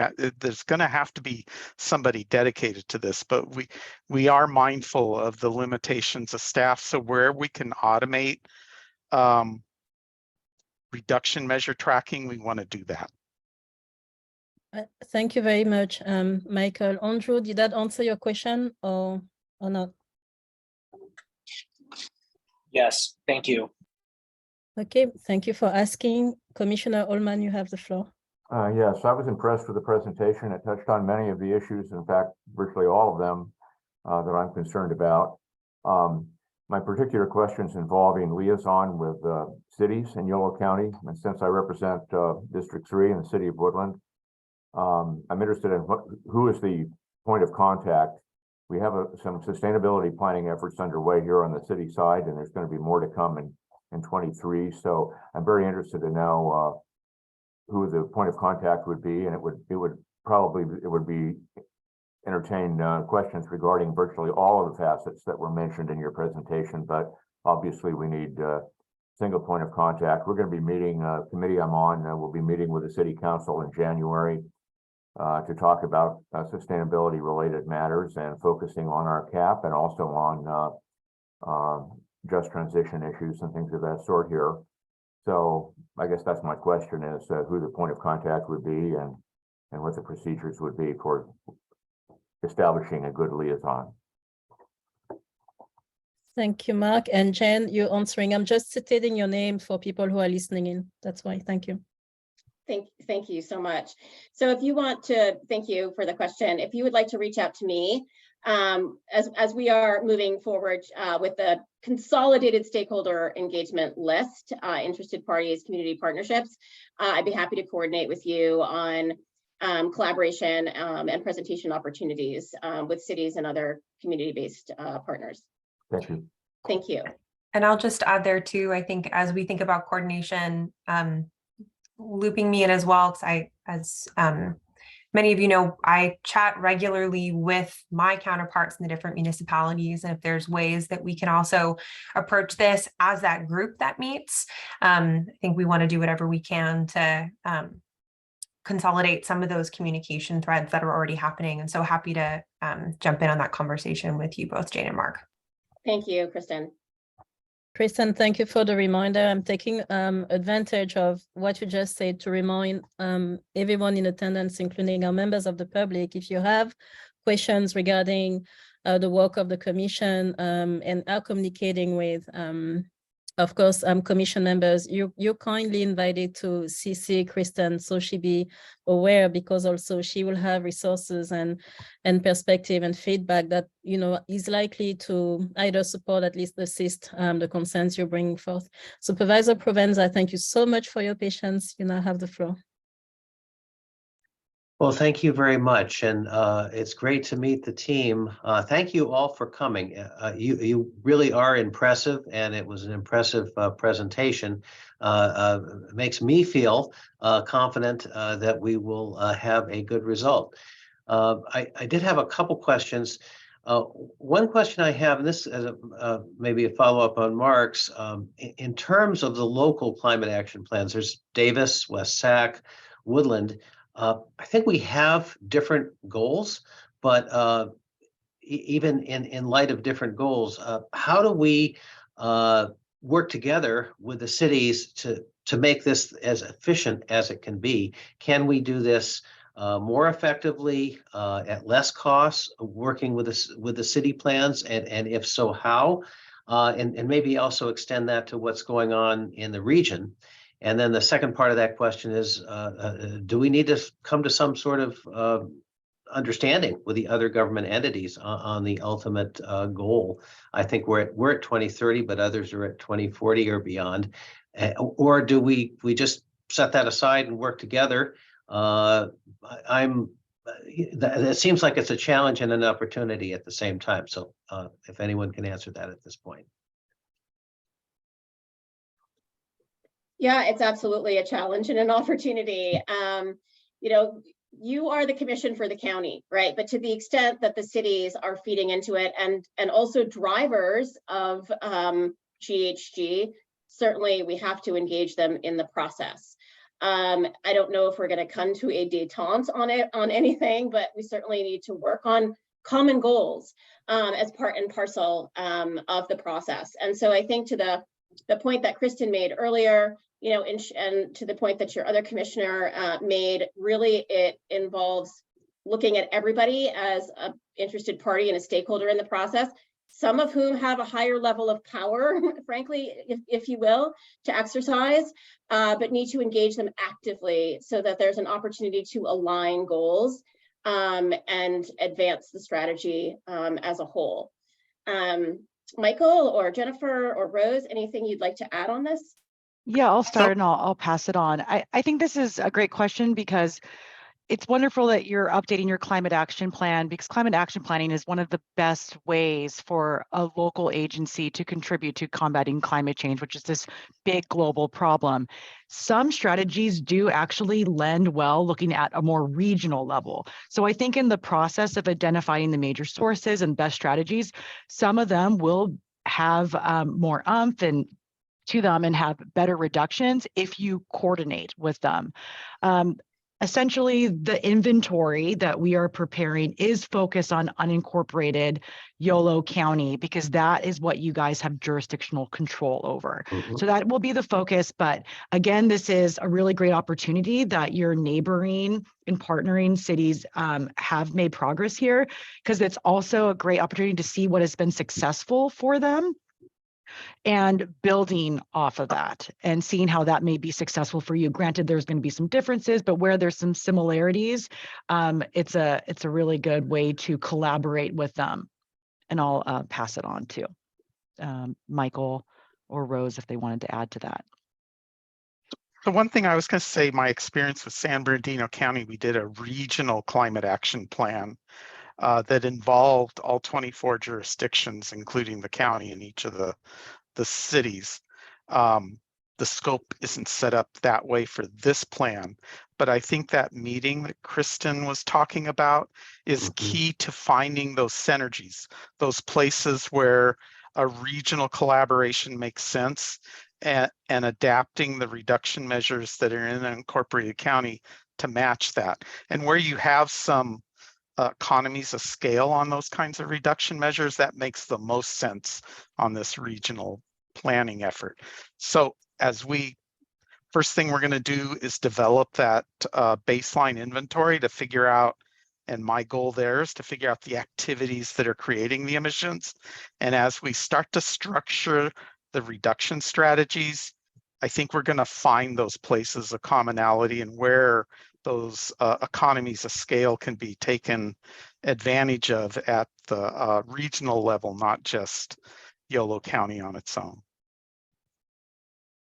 Well, thank you. I think that our board is probably most interested in what will have the most bang for the buck, because all of our government entities have limited funds, and so you know whatever we need to do, if we need to pivot somewhat to having the most impact on global climate change, and that's it's a challenge. We start locally, and we intersect regionally, and we may need to even intersect beyond that. And part of what we were doing is trying to encourage other local governments throughout California and beyond to participate. And I know that that's daunting, but I want to keep that in mind as we move forward. Thank you very much, Supervisor Provenza, and for the team for answering. Thank you. Thank you so much. Kristen, I see that you still have your hand raised up. Thank you. Just wanted to comment and add to a few of the points that have been raised already. I think first is, as has been mentioned, even before this presentation, the hazard mitigation plan update process is rolling. And so I can share in the next version of our newsletter the survey with everybody to provide input into the preliminary stages of that process. You can also make sure that I'll share that with the team at DUDEC ASAP, so that we can think about what the best way to ensure the commission's process is aligned with that from the offset.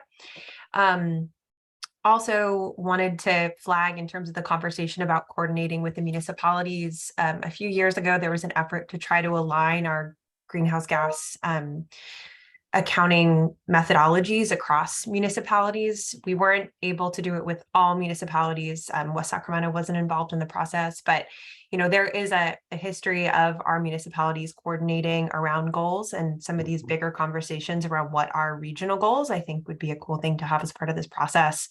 And then also wanted to, acknowledge that we have commission members on this commission sitting on commissions in all of our municipalities. And so that's just a tremendous opportunity to have that alignment really intentionally. And so thinking through when we're having our outreach, what presentations, we might be able to do, what information we might be able to share to make sure that we're all on the same board about what our process is and what the various local commissions, making sure they're getting the information from the process as well.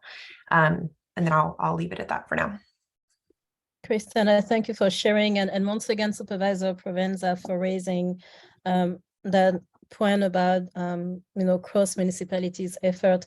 Also, as a quick reminder, because that was shared in previous meetings of the commission months ago, Kristen reminded us that she is, forgive me, that staff, county, city staff meet more or less regularly, and of course they talk and share about their sustainability efforts.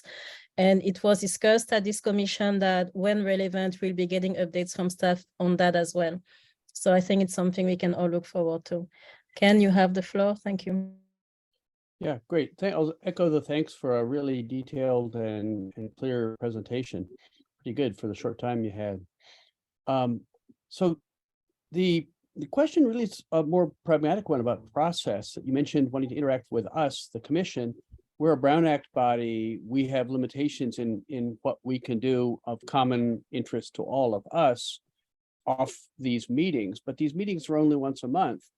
And so that is kind of a problem for pace. And so I'm wondering how we solve that problem, how the loop will be between the commission and your team to work on our common goals as quickly as possible, and with all the gates open as far as possible for good communication between us. Thanks for the question. I'm going to ask Kristen to jump in here too. We did have this discussion. We will, and I'll just provide you with an overview. We will be, I believe, on your agenda every month to provide you, because you are a Brown Act committee, and any meeting that we have would need to be publicly noticed, right? So that adds another layer of complexity, but it is transparency. So we will be presenting to you every month. But there's going to be a lot of work that ensues in that 30-day period that allows us to advance the project forward. And so we will be meeting as well with the work groups that will provide us some input. And I'm wondering if there's an opportunity for ad hoc subcommittees of your commission. I think that's a nimble way of responding to the questions and comments and concerns and the need for constant dialogue. And I think that would that doesn't have the same sort of concerns that we have as it relates to the Brown Act itself. So I'll turn it over to Kristen. I mean, again, an ad hoc subcommittee is different than a standing committee, and I'll let your counsel answer that, but I'd like to let Kristen opine on that as well.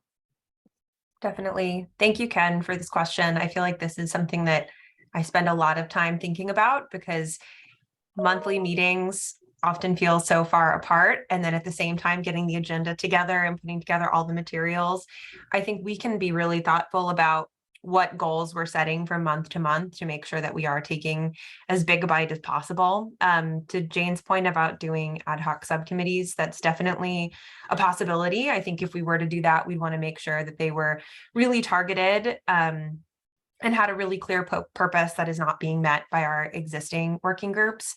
And then I think the working groups are a huge part of this. The way we've structured the meetings of our equity and engagement working group and our natural and working lands working group, they meet sort of in between our meetings and ahead of our agenda creation. So that gives us sort of another check-in point. And I think it also just speaks to the bigger structure of our commission, our working groups are the ones guiding this process. And so we're going to be meeting regularly and we can adjust as things move forward. If it's really not feeling like this is working, we can think about what more staff can be doing to make sure we're seeing progress between meetings. But I think, as Jane mentioned, having a standing item on the agenda, make sure that we're really making progress from month to month. But if that's not feeling like it's sufficient, let's definitely keep talking about this and do what we can to make sure that there's clear progress. Can I follow up again too? I think also there are going to be a lot of opportunities at tabling events, at farmers markets, places where you might already be gathering and sort of in the public domain for us to have targeted discourse around some of this. So, and again, I think this needs to move forward in a really transparent manner and with alacrity. And we want to provide as much input with everyone in the process. Yeah, great. Thanks. Thank you, Kristen, for weighing in, and also Jen for the follow-up. I just want to add to that. I appreciate the suggestion about the ad hoc group, but it's something that I personally, in the back of my mind, put on hold and not at the forefront as something that's a priority.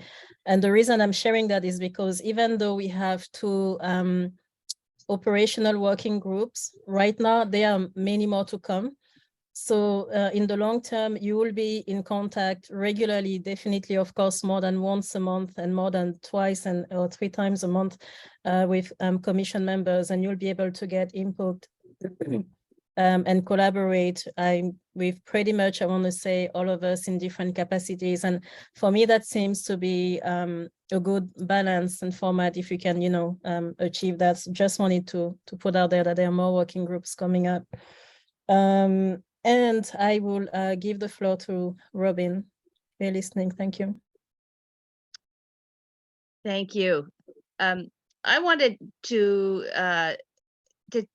share my excitement about working with you all on equity issues, and references to equity are peppered through the vast document that you created in response to the request for proposal. But I'm wondering if you could say a little bit about those some examples of your planning efforts, and especially those related mostly to climate and environment, where you've also seen successful addressing of equity issues, where equity divides have actually shrunk as a result of your previous engagement with climate planning.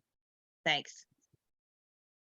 So I'll provide a high level, and then I'll ask a bunch of our folks who work in all different levels of equity. So I work on a lot of water resiliency with underserved communities and tribal governments. And so in that process, it's really been extending the facility of language, meeting people in the community, and gathering information, in real time, and with community members who aren't necessarily often engaged. And that means culturally appropriate, language appropriate engagement in places like lines where you are collecting food at food banks. Equity, means, again, meeting people where they are at churches, at farmers markets, in places where they're already gathered and comfortable, and working hand in hand with community-based trusted partners. So we're not supplanting people that are there, but we're working in partnership with trusted entities that are already embedded in the community. And then expanding some of the questions, some of the opportunities for dialogue, sort of flipping the dominant paradigm as it relates to the way that we go about workshopping, ensuring that we're doing a lot of strategic workshops in places, again, where people are comfortable in the community. We're asking them to meet at their local school. We're providing them with food and childcare, and also reaching out in languages that they're comfortable with. And so we have seen that equity expand and opportunities for safe and trusted dialogues to happen. And I bring up trust because anything advances at the speed of trust. And so you're really working with people, again, who have trusted relationships, and you're building relationships with community entities. So that's my answer. I can turn it up to any number of people here in our group to also provide some more color and hue to that. Yeah, I can jump in. I work a lot on transformative climate communities plans and environmental elements which are related. Really, how we measure it is in a couple ways. One, the distributional equity.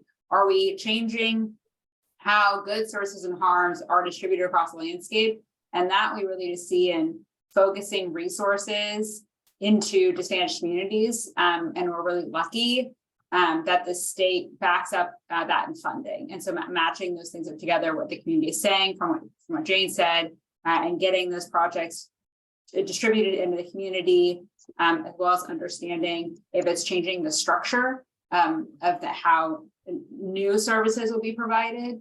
And then finally, procedurally, are we making sure that our meetings and our processes going forward are open to everyone? But I would say primarily what you're talking about is distribution, which is really just focusing on that who is currently being affected by climate change. We're going to see it first there, and just putting resources in those communities, making sure that trees are planted there first, and that the issues that those communities are bringing up are brought there first, and then backing up in the funding of financing with a lot of good grant opportunities. But I can hand it over to Fraser too. Thanks. I can give an example. I think it's kind of a halfway success. It's from the state, so it's a good target for us to think about critically. But they really have gone to the forefront on some things. The example I'm thinking of is with tribes and other people who use fish in the environment in a subsistence way. And the state did fund a number of different studies, or have funded studies over the years, to say what's going on with contamination and underserved communities and tribes. And it's kind of the reverse of what Rose just said. The advances they made were primarily in procedural justice and not as much in the differences and impacts, because those are tied to things that the state, I think, feels is out of their control. But they did solve the procedural primarily through just ongoing and consistent engagement until it became a normal practice. And that was really a culture change in the agencies. And I think that's something that obviously the county is doing well here, and it is a critical piece. But 10 years after I started working on that, it's only partway solved. So I think the really difficult thing about this is long-term consistency. That doesn't necessarily come with consultant teams, but it definitely can come with repeated use of consultants or with staff. I think that's one of the best ways to do it, is really making sure that you have that kind of consistency. Otherwise, you won't reach the solving those substantial differences in terms of equity. Thank you very much, Fraser and team, for answering. Robin, do you feel like your questions was answered, or is there any other? Well, I think it's going to be an ongoing question, so I won't take up any more time now, but it's something that we'll work together on. Thank you. If I can follow up, it really comes back to capacity building too, right? And so to that point of persistence, and then also creating that capacity in the community so that there's an information exchange, and clearly you have a lot of capacity in the community to build on. Thank you, Jen, for adding that clarifying comment. Robin, did you want to react before I open it to public comment? No, I'm done. Thank you. Thank you all. I don't see any additional reactions from members of the public. I want to acknowledge that it is already 6:15 p.m. and that we do have some commission members who do need to leave at 6:30. So that will happen at this time. We don't have anything to vote on. And as a reminder, the recording will be available, I think, probably as soon as tomorrow morning for those who have to leave early. So you'll be able to listen in on the working group updates. I will turn the floor to the public, and then we'll come back, wrap up, and listen to the working group updates. So members of the public, As a reminder, you're invited to state your name, relevant affiliation for the record, if you feel comfortable doing so, and you have 3 minutes. And we are going to start with Scott Stewart, who is one of our regular attendees. Scott, thank you for joining us. You have the floor. Thank you, commissioners, and thank you to the consultants that are here. I have been working and participating in model and scenario development for 30 years, and I worked with Fibershed on restoring local cloth manufacturing for the purpose of soil restoration. And I founded one of the first 12 solar companies registered with the California Energy Commission. And I'm a member of the YOLO Climate Energy Commission and Elder Resource for Fridays for the Future. I would like to see that this CAP plan be transformative.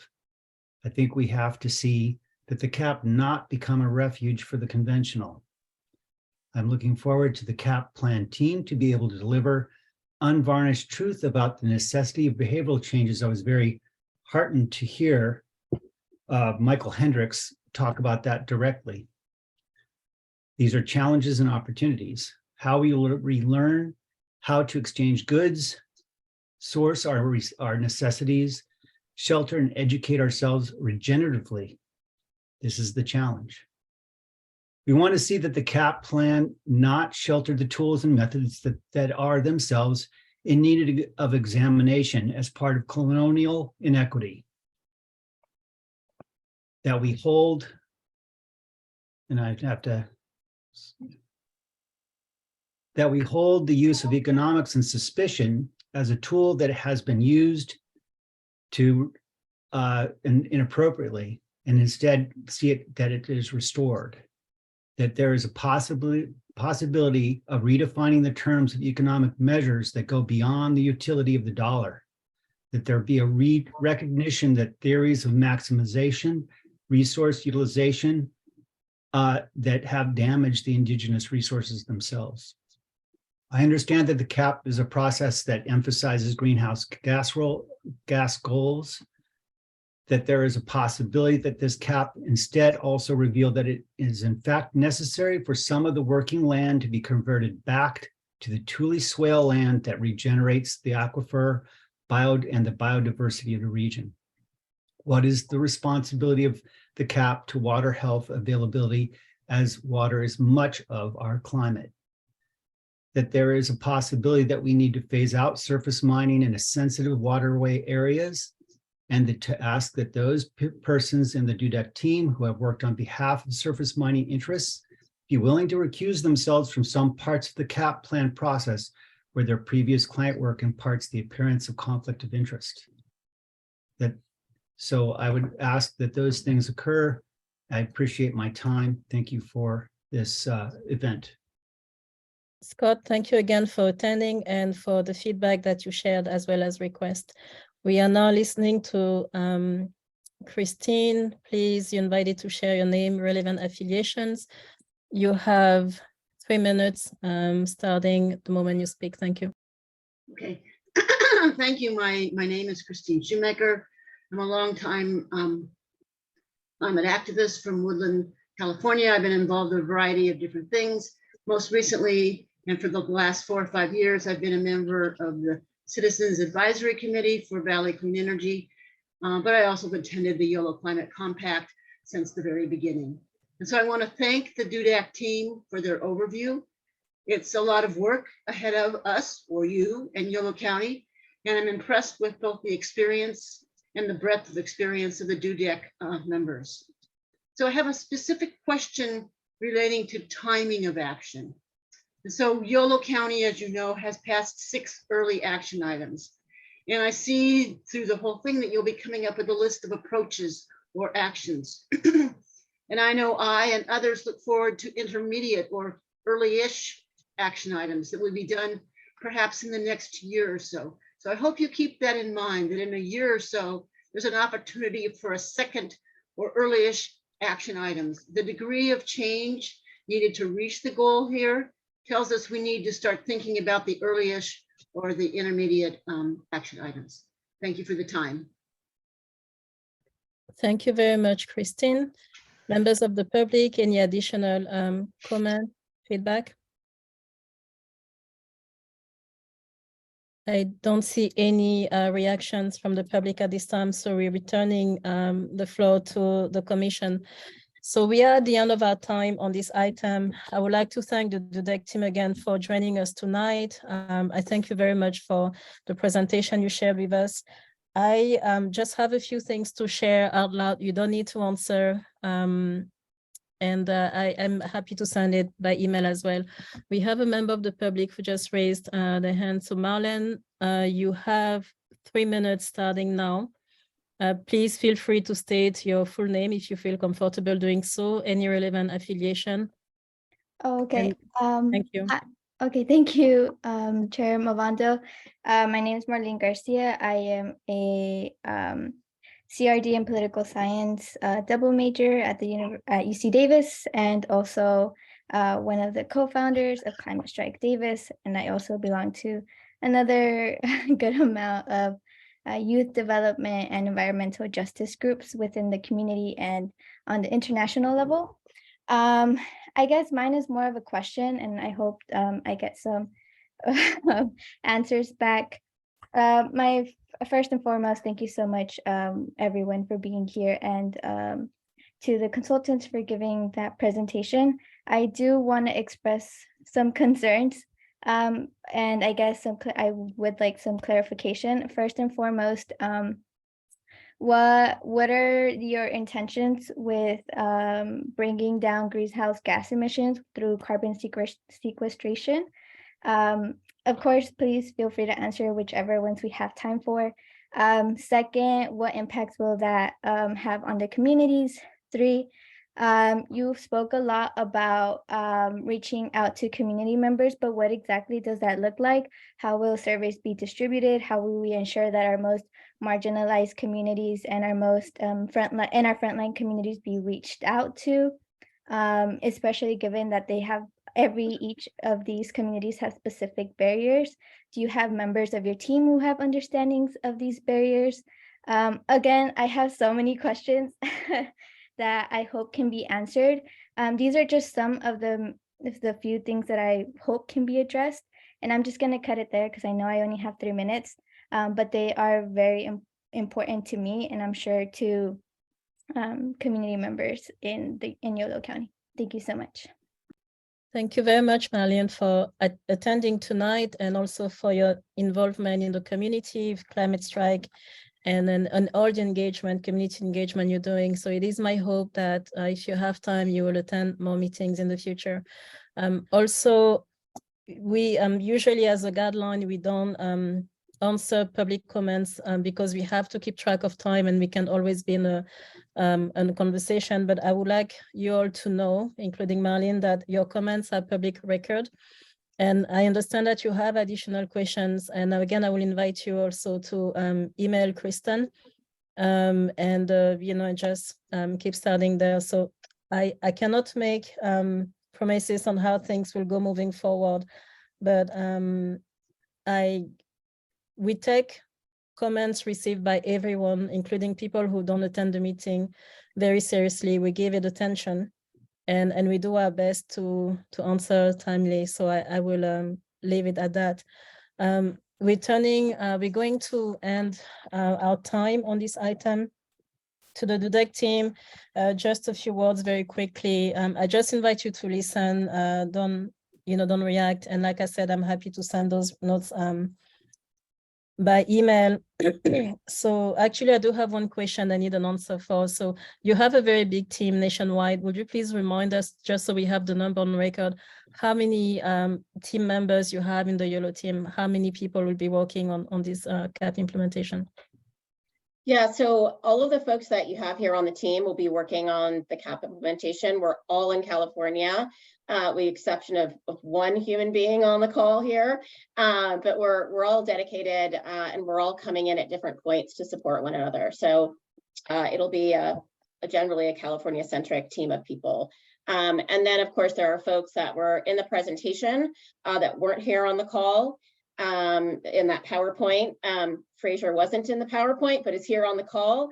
But everybody, simple answer is in the proposal, and that generally is our team. And yes, it is large, but this is a large project and a large problem to solve. So we really need all heads and expertise. Okay, I thank you for this answer. And then again, this is just moving forward, and this is for the whole team. The moment you're able to have a sense of when the dashboard will be operational, please let us know so we'll be able to inform the public. Also, at some point down the line in this process, you did mention the economic impact. You refer to employment a little bit toward the end of your presentation. And what I'm sharing now has been a request from several community members and leaders. So they're hoping, me included, that at some point we'll be able to have a clear sense of how our work on this is going to impact local employment and green jobs specifically. So what I mean by that, and I'll leave it at that, is that some of the early action projects and initiatives, will require people to have some special skills. Again, so community members just want the ability to be given a heads up or just a sense of which direction we're moving, so they take according measures. And then thank you for centering Yolo County as a whole and not just focusing on a specific part of the county. And I'm not going to be shy with my words. I'm referring to Davis.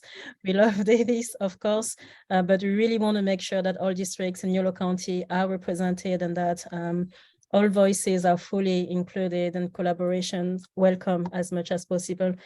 This is all I had to share on this for now. Members of the public, there will be more opportunities to engage with the DUDEC team on various platforms. And Kristen, please feel free to help us conclude on this. Thank you. Yes, I want to thank everybody so much for being here, the whole DUDEC team, for taking the time to put together this presentation and outline your intentions and the path forward. And I'm really excited to be in partnership with you to tackle this big question and big problem. And I did want to touch briefly on Marlon's questions. And I know you mentioned that you did not have time to ask all of them, and we did not have time to answer all of them. I wanted to share my email address for folks who do not have it. I would gladly welcome any additional email follow-up so that we can dive into into your questions in greater detail. My email is Kristen, KRISTEN .Wraithwall, WRAITHWALL @yolocounty.org. And I welcome any follow-up. And I think that a lot of your questions dovetail really nicely with our next agenda item in our Equity and Engagement Working Group and Natural and Working Lands Working Group updates, because those teams have been really working intentionally to think about how best to engage the different communities in the county in this process. They're going to be guiding a lot of the work around this engagement moving forward. And I think that their updates will be enlightening as well. And I'm excited to be able to do that. But just wanted to send another just heartfelt thank you to the whole DUDEC team for all of the time that you took tonight. We're really looking forward to having the chance to work with you. So thanks again. Thank you, Kristen. Final word from Jane Gray from the DUDEC team. Yeah, my conscience, really, there's two people that are not in California. So just wanted accuracy for the record, and then my own personal conscience. So there's two people on the team, everybody else is in California. We so appreciate being able to present to you for all the excellent questions and to collaborate as we move forward. Thank you. Thank you very much again to all of you for your work on this, including staff and commission members and members of the public who've been providing input all along. So this concludes our time on agenda item number 7, which was introduction to the Climate Action and Adaptation Plan Consulting Team. It is 6:30 p.m. Commissioner Ullman has to leave, and I believe Commissioner Kim probably at some point. So I thank you for joining us tonight. Supervisor Saylor is saying goodbye. This is an emotional moment. This is our last meeting with you. Again, on behalf of all of us, thank you so very much for your time. Thank you. Yeah. Bye. Thank you. Bye, Don. Hopefully see you soon. So please don't log off. The rest of you who don't have to go. It is 6:30. We have the working group updates. I'm asking you permission, and Commissioner Alvarez also has to leave. Thank you for letting us know. I hope you have a good, happy holiday season to all who are leaving now. So I am asking fellow commissioners your permission to go until about 6:45. Is that okay for those who can stay? And then the rest of the recording will be available. Thank you, Bernadette. You can stay. I appreciate that. Okay, so let's move on. Thank you all. Let's move on to agenda item number 8. We're going to listen to the Equity and Engagement Working Group update. First, please refer to attachment E and F. Thank you. Bernadette and Adelita, and I believe it's Chris. Are you in the E and E? It's Suzanne. Suzanne. Thank you. One day I will get it right. Sorry, Suzanne. You have the floor. Thank you. Thank you. Yeah, we met, the Equity and Engagement group met on December 9th. And of course, as you mentioned, that includes Commissioner Reed and Commissioner Austin. And so some of the things we addressed were, of course, and I've already mentioned, was the in-person format that is going to be coming up in the new year. And so, you know, we're going to wait and see, but of course we flagged the concerns around, you know, access, equity, and of course for members of the community that could potentially be a part of our working group in the future that might have immunocompromised, you know, concerns. So that's something I just wanted to mention. It was something we spoke about, and, you know, we'll continue to assess that. I did ask to have the DUDEC team meet with some of our group, our equity and engagement group. Prior to this, it was something I thought that could help build relationships, since they will be working with us.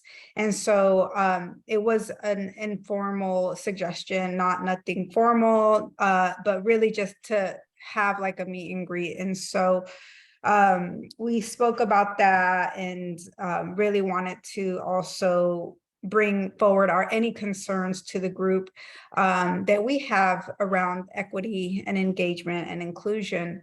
So that was something we discussed then, and of course scheduled. And just to kind of follow up on that, we did present the concerns we had around some of the framing, and of course I didn't mention anything to them because I already expressed my concerns to them. Many scholars on the team. My concern, of course, was like some of the grassroots effort, but they're going to be partnering and working with folks from the community that are already on the ground doing work. So that's good to know. And of course, Bernadette, Commissioner Austin had mentioned that she did reach out to Supervisor Villegas and also Supervisor Barajas, and, you know, brought in some of their input around some of our work that we'll be doing around equity and engagement. So thank you, Commissioner Austin, for that as well. We have finalized the outreach materials. Emails went out today for that recruitment. So an email was finalized that went out today. Some of the outreach materials that will be on our social media, and of course the reframing around how we're engaging as opposed to climate. You know, are you concerned about climate change? It's really about, for this particular ask and engagement, it's about, are you worried about you know, air quality? Are you worried about wildfires? How have you been impacted? So we really kind of try to sharpen that framing. So again, those emails went out today to our listserv that we developed, and again, it's a strong one. So we're hoping to really get some strong responses there. Also, the stipends, that's still in the works. We spoke a bit about that. Of course, Kristen will be updating us as that process gets finalized. Commissioner Reed or Commissioner Austin, please, chime in if I have missed anything. No, I think you did a good job. Pretty much covered it.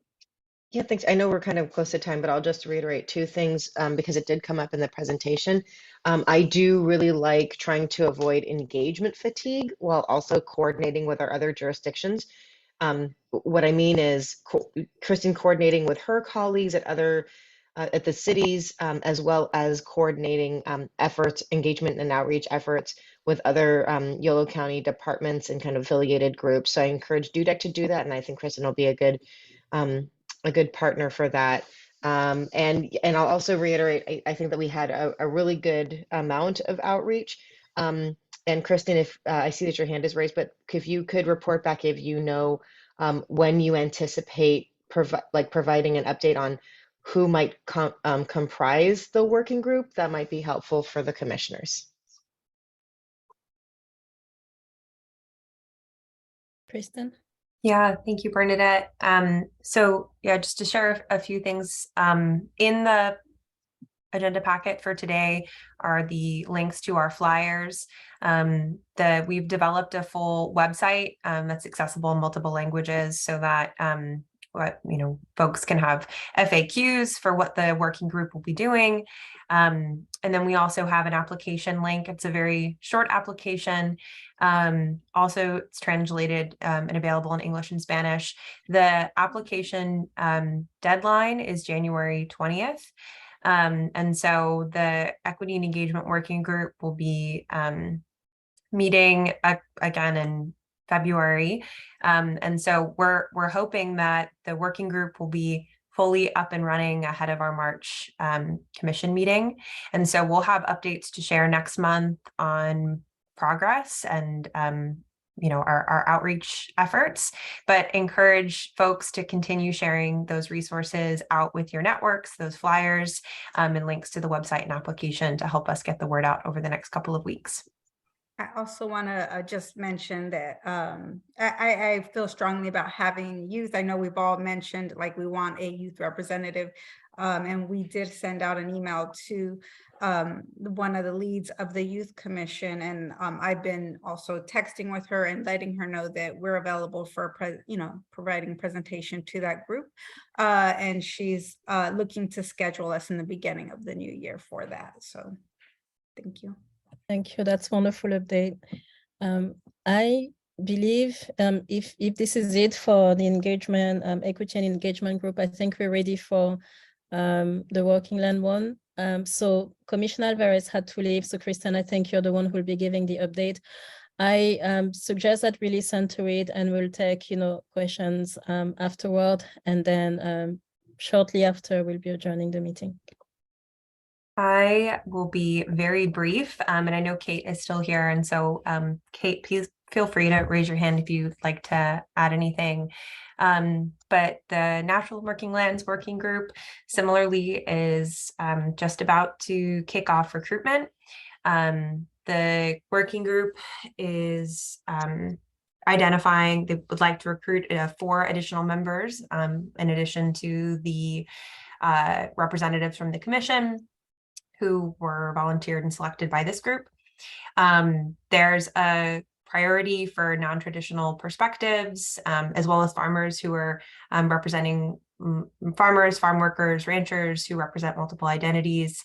And so the working group has developed an additional set of groups targets that they want to be working with around interviews, roundtable discussions, presentations. And I think this highlights that comment that we made earlier about the multiple work streams that are happening. The Natural Working Lands Working Group has really identified that there are a whole wide range of focus groups that they would like to be meeting with and interviewing to ensure that their perspectives are included and represented in this process as we think through sequestration strategies, as we think through everything else that we'll be doing to roll out this work.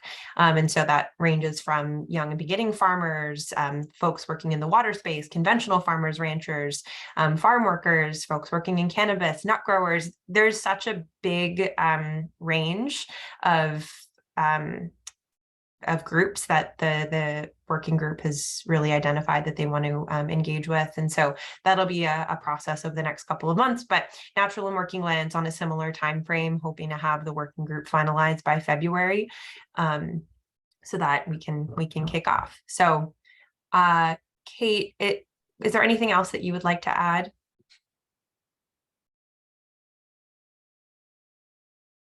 I don't see Kate's hand going up, so I will end my brief update there, but Ken?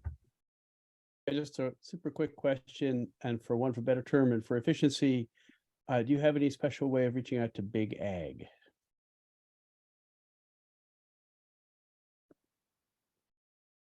So I will say that this is an area where RCD definitely has a lot of expertise. You know what I'm going to do? I'm going to promote you, Kate, here, if there's anything else that you would like to add. But I think as we were going through the natural working lands recruitment conversation, RCD just has so many relationships. And I think we had a conversation earlier or comment earlier from the Farm Bureau. The county has been working with the Farm Bureau on a number of projects and want to make sure that that connection is strong. But Kate, anything else you want to add here? I think we were going to go toward the industry groups as well, the almond growers and other industry groups, and also touch base with the Farm Bureau and make sure that we aren't leaving out the big commercial ag, and that we aren't, that we make sure we include the traditional farmers also.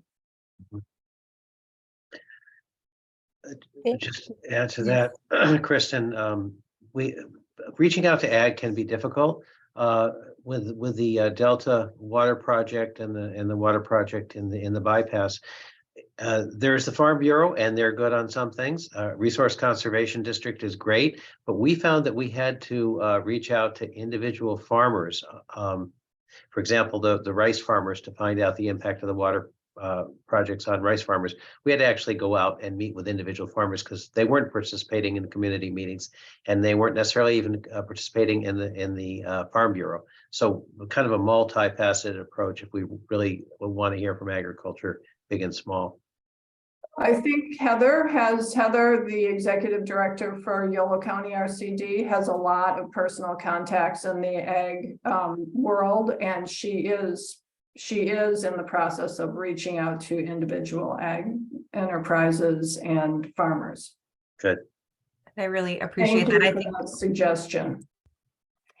And I think that's the multi-pronged approach that the working group is really looking at. It's identifying, okay, what are the groups that we want represented on the working group? And then what are the groups that we want to do one-on-one interviews with, go out and visit farms, host small round tables or workshops. And so the working group is really thinking about that outreach on all of those different scales. So really appreciate that comment, Supervisor Provenza. Thank you. Commissioner Morgan, be listening. Thanks, Chair. Just to add to that, Supervisor Provenza, I think as part of that working group, that's something we very much discussed at length, was how do we actually engage with these people? And I think these different groups, and I think there's a lot of similar challenges and opportunities as the equity and engagement group, just now with more of an agricultural lens. But one thing that we did discuss, Heather and RCD was saying, they already go to these groups like the rice growers annual something, they'll go for different reasons, but those provide opportunities because these are gatherings of these groups that are already happening, and those are an opportunity to do outreach on this particular effort. So just finding, the existing opportunities, so we're not reinventing the wheel and trying to take more time from these people that are already very busy and different priorities. So just wanted to add sometimes it's if some action is going to affect a particular type of farming, then that's a particular outreach. Correct. Thank you. Commissioner White. Thanks, and this is not like a plug for ourselves, but Frontier Energy was just awarded a really big project from YCCAC, and a lot of it has to do with enabling interstate travel with zero emission vehicles. And we'll be doing through this project significant outreach to the agricultural community. So I'm using this as an example because there are many of these other really big projects that are already doing this outreach, and people do, like us, get meeting fatigue. And you know, so the more opportunity we can to identify these things, this mega region project, which YCCAC is leading, is lots and lots of counties, but it has 9 pillars in it, and transportation is just one of the 9. So maybe we want to sit down with the folks at YCCAC. And by the way, Lewis, our income, I'm sorry, I'm like brain dead now, but our new incoming supervisor is part of the mega region steering committee. So he may have some ideas about exactly what we can leverage with them to make sure we're lining up with other initiatives. Thank you very much. Chris, Supervisor Provenza, did you want to react before we turn to the public? Well, again, it is a multifaceted approach, and we found that there are people that don't go to meetings that we need to hear from, and that's what we found with some of the water projects, that we got very good information from actually going out and talking to people where they live. And I know that's labor intensive, but sometimes you have to do it and keep, because the meetings, it's kind of sometimes can be check the box. It's the same people that go to meetings and not always those that are most effective, whether it's agriculture or low income, regardless of who the group is. I thank you for that input. So I'm going to follow the procedure and ask members of the public if you would like to share a comment. And especially someone left a comment in the chat, and I will invite you to please either read your comment out loud. It needs to be on record, and so we need to hear it from you if it's okay.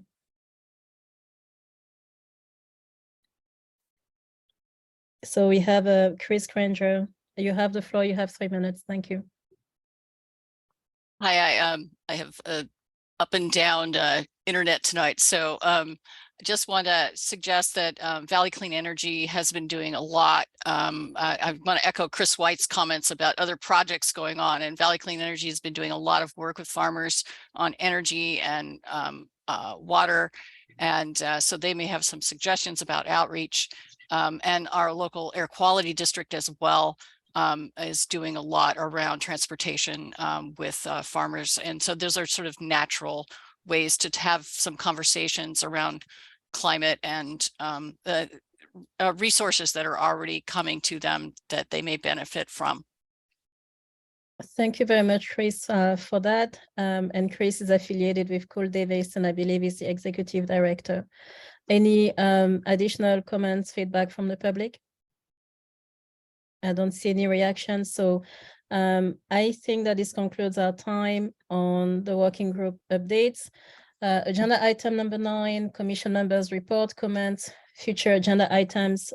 Just sharing something quickly, just a reminder to the DUDEC team, but also members of the public, to please sign up for our newsletter. And also an invitation to visit the website, the county climate my brain also is starting to shut down. The Yolo County Climate Action Commission website page, Linktree, sharing that because all relevant informations are on it, including Kristen's email address, the county's cap, and so on and so on, and also our consulting team proposal and forward. So any additional feedback, comments from fellow commissioners or announcement before we conclude this meeting? And thank you all for staying this long, and apologies for going over. I'm trying to do my best to keep us on track, but it was a very meaty meeting, if I may say. That's not the best vegan-friendly allegory. So I'm just going to stop there. Any feedback? Okay, I don't see any, so I'm going to have us move on to agenda item number 10. Please refer to attachment J. This is our long-range calendar. I don't believe that we need any updates on it tonight. Kristen, do you confirm? Okay, I see a thumbs up. You have been absolutely amazing. This applies to the members of the public as well. I thank you all for all that you're doing in multiple ways to move us forward in the just transition. I'm thanking the public for their input. We do our best to follow up. Commissioners, big thank you. Supervisor Provenza, thank you.